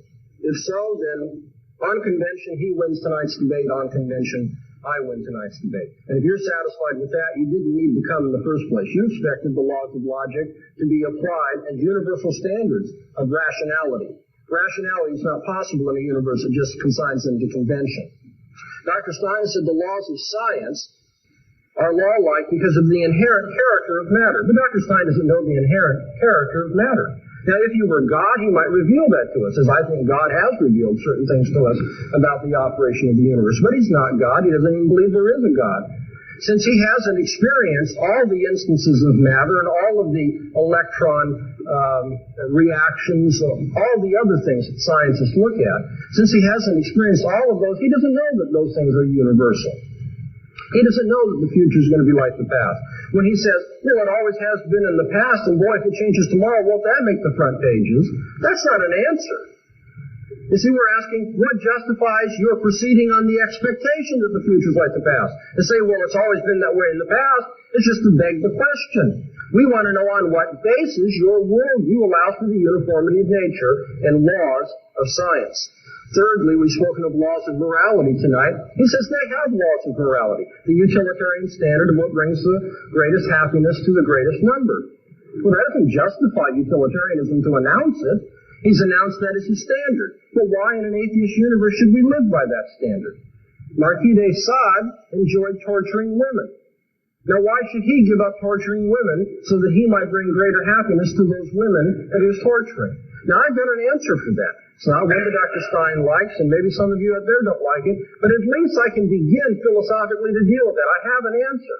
A universal absolute about morality. Dr. Stein does not. He simply has an announced, stipulated standard. And if morality can be stipulated, then, of course, Marquis de Sade can stipulate his own, even as Dr. Stein has stipulated his own. Why should he feed the poor? He says they want to do that. I grant that. My argument tonight has never been that atheists are the lousiest people in the world. That's not the point. Some Christians can be pretty lousy too. But why is it that I call atheists or Christians lousy when they act in the ways that we're thinking of? Because I have absolute standards of morality to judge. Dr. Stein does not. And therefore, once again, from a transcendental standpoint, the atheistic worldview cannot account for this debate tonight. Because this debate tonight has assumed that we're going to use the laws of logic as standards of reasoning, or else we're irrational. That we're going to use laws of science. We're going to be intelligent men that way. We're going to assume induction and causation and all those things that scientists do, and it's assumed moral sense. And we're not going to be dishonest and try to lie or just try to deceive you. I mean, if there are laws of morality, I can just take out a gun right now and say, okay, Dr. Stein, make my day. Is there a God or not? You see, if he argues, oh no, you can't murder me because there are laws of morality, then of course he's made my day because I win the debate. That shows that the atheist universe is not correct. But if he says, oh no, there are no absolute standards, it's all by convention and stipulation, that sort of thing, then I just pull the trigger and it's all over and I win the debate anyway. Would you expect me to win the debate in that fashion? Absolutely not. You came here expecting rational interchange. I don't think we've heard much from Dr. Stein. I've asked him repeatedly, it's very simple, I don't want a lot of details, just begin to scratch the surface. How, in a materialistic, naturalistic outlook on life, man in his place in the world, can you account for laws of logic, laws of science, and laws of morality? The atheist worldview cannot do it, and therefore I feel justified in concluding, as I did my opening presentation this evening, by saying that the proof of the Christian God is the impossibility of the contrary. Without the Christian worldview, this debate wouldn't make sense. The Bible tells us, the fool has said in his heart, there is no God. Don't misunderstand that. When the Bible uses the term fool, it's not engaging in name-calling. It's trying to describe somebody who is dense, in the sense that they will not use his reason as God has given it. Somebody who is rebellious, who is hard-hearted. It's the fool who says in his heart, there is no God. Paul tells us in 1 Corinthians, the first chapter, that God has made foolish the wisdom of this world. He calls rhetorically, where is the wise? Where is the disputer or the debater of this age? Hasn't God made foolish the wisdom of this world? In a sense, I think what Paul is telling us, if I can amplify and read between the lines, is the whole history of philosophy is an argument for the existence of God. The whole history of philosophy is an argument for the existence of God because of the impossibility of the contrary. Someone who wants to say contrary to what the Bible says about God, let him stand up and answer these questions. Let him show that in his heart he may say there is no God, but he can't live that way. He can't reason that way. In Romans, the first chapter, Paul says God is making himself known continually to all men and persuasively, so that men do not have an excuse for the rejection of the existence of the Christian God. That isn't to say that all men confess this God. Not all will own up to him as their heavenly Father. Not all will submit to him. Some continue to rebel. Some continue to devise their fool's errands and rationalizations for why they don't have to believe in him. That's what the Bible teaches. I didn't come here and make this up. I didn't come here tonight to say, well, if you don't agree, you see, you're just being rebellious. That's what the Bible says. What I want you to do tonight is to go home and to consider whether there isn't something to that. Why is it that some people continue to use laws of logic, laws of morality, laws of science, and yet they have a worldview that just clashes with that, and they just won't do anything to resolve contradiction? Dr. Stein tonight made reference to my doctoral dissertation on self-deception. He wondered how relevant it might be. Well, it's very relevant. Very relevant. Because what I do in that doctoral dissertation is to show that there are some people who know the truth and yet work very hard to convince themselves that it's not true. Now, of course, atheists think that's what Christians are doing. I recognize that, and we'd have to argue what the evidence for and against self-deception is. All I want to leave with you tonight is the fact that self-deception is a real phenomenon. It does happen to people. People who know the truth and yet work very hard to rationalize the evidence, convince themselves, as Paul says, suppress the truth in unrighteousness, convince themselves that there is no God. Well, you can choose tonight between the Christian worldview, the atheist worldview. We haven't touched all of the issues that you may want to look into, but in broad strokes, we have touched on a very important issue. If you're going to be a rational man, a moral man, a man of science, can you do so in an atheist universe? I say you can. Thank you, Dr. Bahnsen.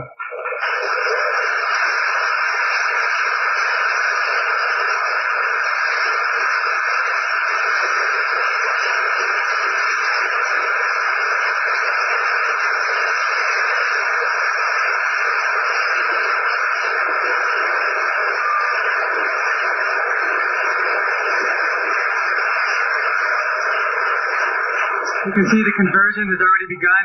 Not a religious conversion, but the conversion to answer questions. What we're going to do now is I'm going to reiterate what I stated at the beginning. You have a sheet of paper included in your evening program. If you have a question for either Dr. Bahnsen or Dr. Stein, I would ask that you would take that paper out, write your question quickly. They're being rapidly collected by speech and debate team members. Obviously, we cannot answer every single question that's going to be posed here this evening. They will be sorted through by our question panelists that we have here this evening. They will be read by me at the podium. The person to whom the question is directed will have an opportunity to respond for 2 minutes. His opponent will have an opportunity to respond for 1 minute. The first question, in keeping with our format this evening, will be directed to Dr. Greg Bahnsen. Dr. Bahnsen, the question reads, what solid evidence do you have to maintain that the Christian faith is the only true religion with a God? There are religions far older and more or just as widespread, which millions of people consider valid. Once again, what solid evidence do you have to maintain that the Christian faith is the only true religion with a God? That's a very good and relevant question. I want to say two things just by way of preface. One, that isn't what the subject of our debate was tonight. However, that can't just be taken for granted. I mean, it's worthy of a debate. It's just that we couldn't do everything in one debate. Secondly, you might be interested to know that in my original opening statement, I had a long paragraph dealing with that very question so that it wouldn't be thought that I was just flying over it arbitrarily in dealing with that matter. But when I read it back to myself and timed myself, it just turned out I had to cut a number of things out, and so I cut that down. What I did say, however, was that if I can find it here, that I have not found the non-Christian religions to be philosophically defensible, each of them being internally incoherent or undermining human reason and experience. And unless it will violate your debate format, I give just a couple of illustrations. That's obviously I can cover all of them. But for instance, Hinduism assumes that God or Brahman is the impersonal universal soul, the unchanging one of which all things are part, for instance.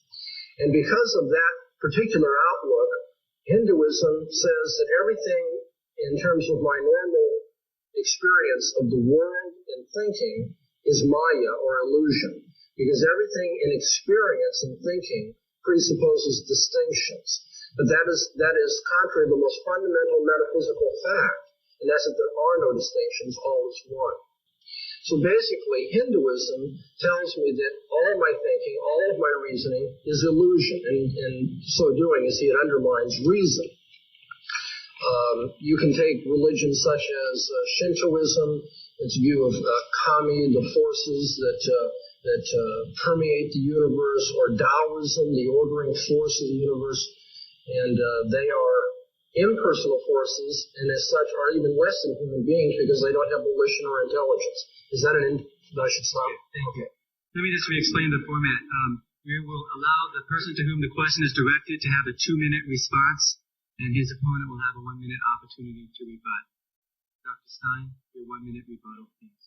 Well, Dr. Bahnsen has criticized Hinduism. I would make the case that Hinduism is no more irrational than Christianity is, nor do I think that it is any more irrational than Islam is, nor is it any more irrational than almost any other religion that you want to name. With one exception, I'd say Buddhism is more rational than either Christianity or Hinduism. That doesn't mean that I accept Buddhism either, but I just think it's more rational. At least it makes some psychological sense, if nothing else. The next question will be directed to you, Dr. Stein, and the question reads as follows. According to your definition and basis for evil, why was Hitler's Germany wrong? Or was it? Note, Jews and others were defined as non-persons, so their happiness doesn't really count. Once again, according to your definition and basis for evil, why was Hitler's Germany wrong? Or was it? Well, Germany is part of the Western European tradition. It's not deepest Africa or some place on Mars. They have the same Judeo-Christian background and basically the same connection with the rest of the developed world. So therefore, the standards of morality that have been worked out as consensuses of that society apply to them too. Hitler can't arbitrarily say, well, I'm not going by the consensuses that genocide is evil and wrong. I'm just going to change it and make it right. He has not the prerogative to do that, neither does the German society as a whole, because it is still part of a larger society, which you might call Western society. So even though morality is a consensus, it's not a consensus of one person or two people, it's a consensus of entire civilizations, and he cannot just arbitrarily do that, so what he did was evil and wrong. Okay, Dr. Bahnsen, your 1-minute rebuttal. Dr. Stein continues to beg the most important questions that are brought up. He tells us that Hitler's Germany was wrong because Hitler or the German people didn't have the right to break out of the consensus of Western civilization. Why not? Why is there any moral obligation upon Hitler or the German people to live up to the past tradition of Western morality? In an atheist universe, there is no answer to that question. He gives the answer, but it's totally arbitrary. Thank you. Our next set of questions, please, from the panelists.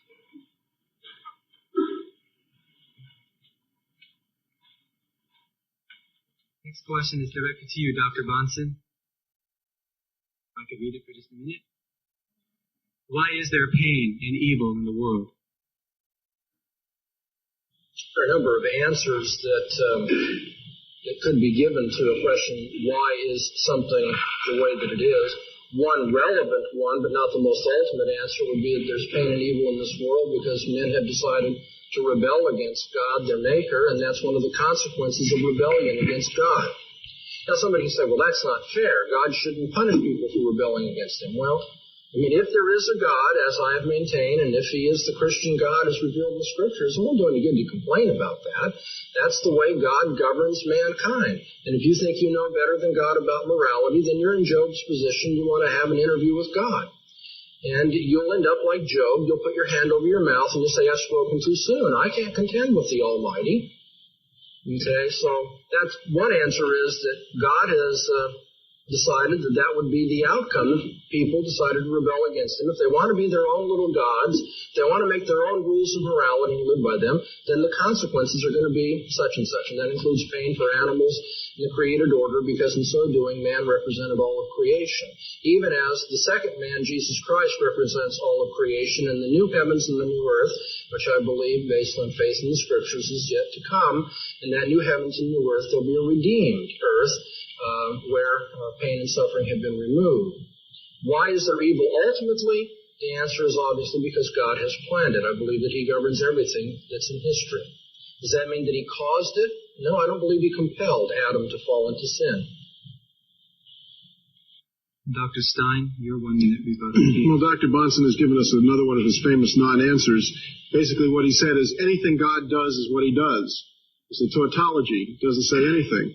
Now, how can someone rebel against an omnipotent God? This is a logical self-contradiction. If God is omnipotent, He has the power to prevent man from rebelling against Him.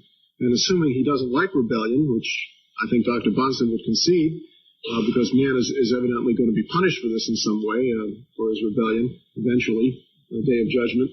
If God had the power to prevent him from rebelling, then He ought to prevent him from rebelling. And just to say that God does what He does is not to give us an answer at all. Next question is directly to you, Dr. Stein. It reads, if you haven't examined all the evidence, then is it not true that you are really an agnostic? Isn't it true that you're open to the fact that God may exist? If you haven't examined all the evidence, then isn't it true that you are an agnostic? Well, agnostic is a word that's very badly used. Thomas Huxley, who invented the word, used it in an entirely different way from the way we use it today. And in fact, the way we use it today is entirely different from the way Herbert Spencer used it. I would define an agnostic as a subtype of atheist. An atheist is someone who does not believe in a God. A theist is someone who does believe in a God. There's no middle ground. You can either do or you don't. Now, an agnostic does not believe in a God either because of one of two things. Either he thinks it's impossible ever to know whether there is one or not. That's the Spencerian, Herbert Spencer type agnostic that thinks there are unknowables. Or secondly, because he or she has never examined the evidence that exists and therefore has not made up his or her mind, but still, at this point, he does not believe in a God. Now, if he examined the evidence and found it convincing, then he would move into the theist camp. So no, I am not an agnostic because I do think that these questions are solvable, but not maybe we don't know the answer now, but I think we can eventually know the answer. So I'm not a Spencerian agnostic, and I have examined the thing, so I'm not the other kind of agnostic, whatever that kind is called. It doesn't have a name for it. Dr. Bahnsen, your 1 minute rebuttal, please. It's interesting that the word agnostic is being used as a subclass of atheists. I would agree with that, but for reasons different than have been suggested. It's also interesting that atheist is being redefined. Earlier in the debate, Dr. Stein said an atheist is one who finds the theistic proofs inadequate. I said, no, traditionally an atheist is one who denies the existence of God or doesn't believe in the existence of God.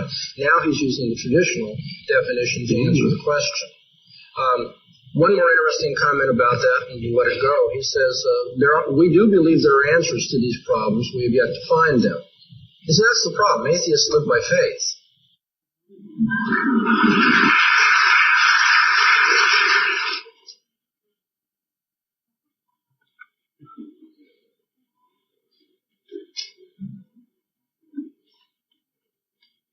Okay, the final set of questions are here before me. Dr. Bahnsen, question for you reads, why is it necessary for the abstract universal laws to be decided from the transcendental nature of God, or derived from the transcendental nature of God? Why not assume the transcendental nature of logic? Let me read that again. Why is it necessary for the abstract universal laws to be derived from the transcendent nature of God? Why not assume the transcendental nature of logic? Somebody who wrote the question is good in that you've studied some of these philosophical issues. The answer may not be meaningful to everybody in the audience, but very briefly, is that I do believe in the transcendental nature, the laws of logic. However, the laws of logic do not justify themselves just because they're transcendental. That is a precondition of intelligibility. I mean, why isn't it just sound and fury signifying nothing? That's a possibility, too. So the laws of logic do have a transcendental necessity about them, but it seems to me you need to have a worldview in which the laws of logic are meaningful, especially when you consider such possible antinomies as the laws of logic being universal, categorizing things in that way, and yet we have novelties in our experience. I mean, the world of empirical observation isn't set rigidly by uniformity and by sameness, as it were. There isn't a continuity in experience in that way, as there is a necessary continuity in the laws of logic.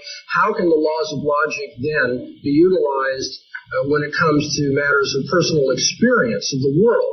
We have a contingent changing world and unchanging invariant laws of logic. How can these two be brought together? You need a worldview in which that transcendental necessity of logic can be made sense of in terms of my human experience. And I believe Christianity provides that, and I just can't find any other one that competes with it that way. And Dr. Stein, your 1 minute rebuttal. I do not have a rebuttal to that particular answer. I do have a rebuttal to the last one, to his last rebuttal, if I may make that very briefly. Okay, well, can you keep your limits to the questions that are before us? Okay. The final question. May I ask, David, is this my last response? Have I given that? No, we have one more question for Dr. Stein. I'm sorry. If the same rule will be applied so that I can respond, then I'd be happy to. I thought we were ending the debate. Certainly. Go ahead. Dr. Bahnsen's comment that atheists believe things on faith is a false statement.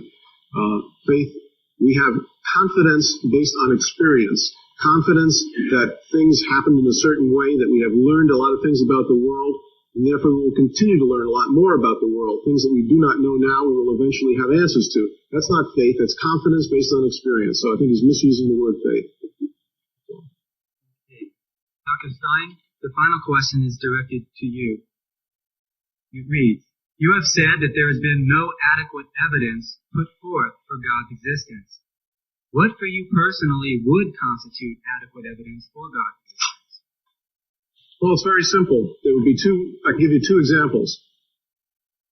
If that podium suddenly rose into the air, 5 feet, stayed there for a minute, and then dropped right down again, I would say that that was evidence of the supernatural, because it would violate everything we knew about the laws of physics and chemistry, assuming that there wasn't an engine under there or a wire attached to it. I mean, if you make those obvious exclusions.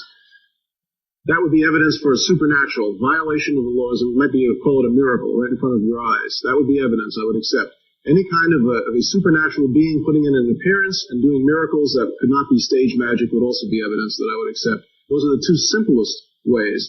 I would also accept any evidence that's logically non-contradictory, and I have not heard any yet tonight. That hasn't been offered already. Okay, Dr. Bahnsen, your 1 minute rebuttal, please. Yes, Dr. Stein, I think, is really not reflecting on the true nature of atheism and human nature when he says all it would take is a miracle in my very presence to believe in God. History is replete with, first of all, things which would be apparently miracles to people. Now, from an atheistic or naturalistic standpoint, I will grant, in terms of the hypothesis, that that's because they were ignorant of all the causal factors, and so it appeared to be miraculous. You see, that didn't make everybody into a theist. In fact, the Scripture tells us there are instances of people who witnessed miracles, who all the more hardened their heart and eventually crucified the Lord of glory. They saw his miracles. That didn't change their mind. People are not made theists by miracles. People must change their worldview. Their hearts must be changed. They need to be converted. That's what it takes. And that's what it would take for Dr. Stein to finally believe in it. If this podium rose up 5 feet off the ground and stayed there, Dr. Stein would eventually have, in the future, some naturalistic explanation. Because, you see, they believe things on faith, by which I mean they believe things they have not proven as yet by their senses. Thank you, Dr. Bahnsen. I'd like to thank the many people who made tonight possible before we dismiss. I'd like to thank Brian Moffitt and the associated students at the University of California at Irvine for their assistance. I'd like to thank the speech and debate team members, and I'd like to thank the speakers, Dr. Greg Bahnsen, Dr. Gordon Stein.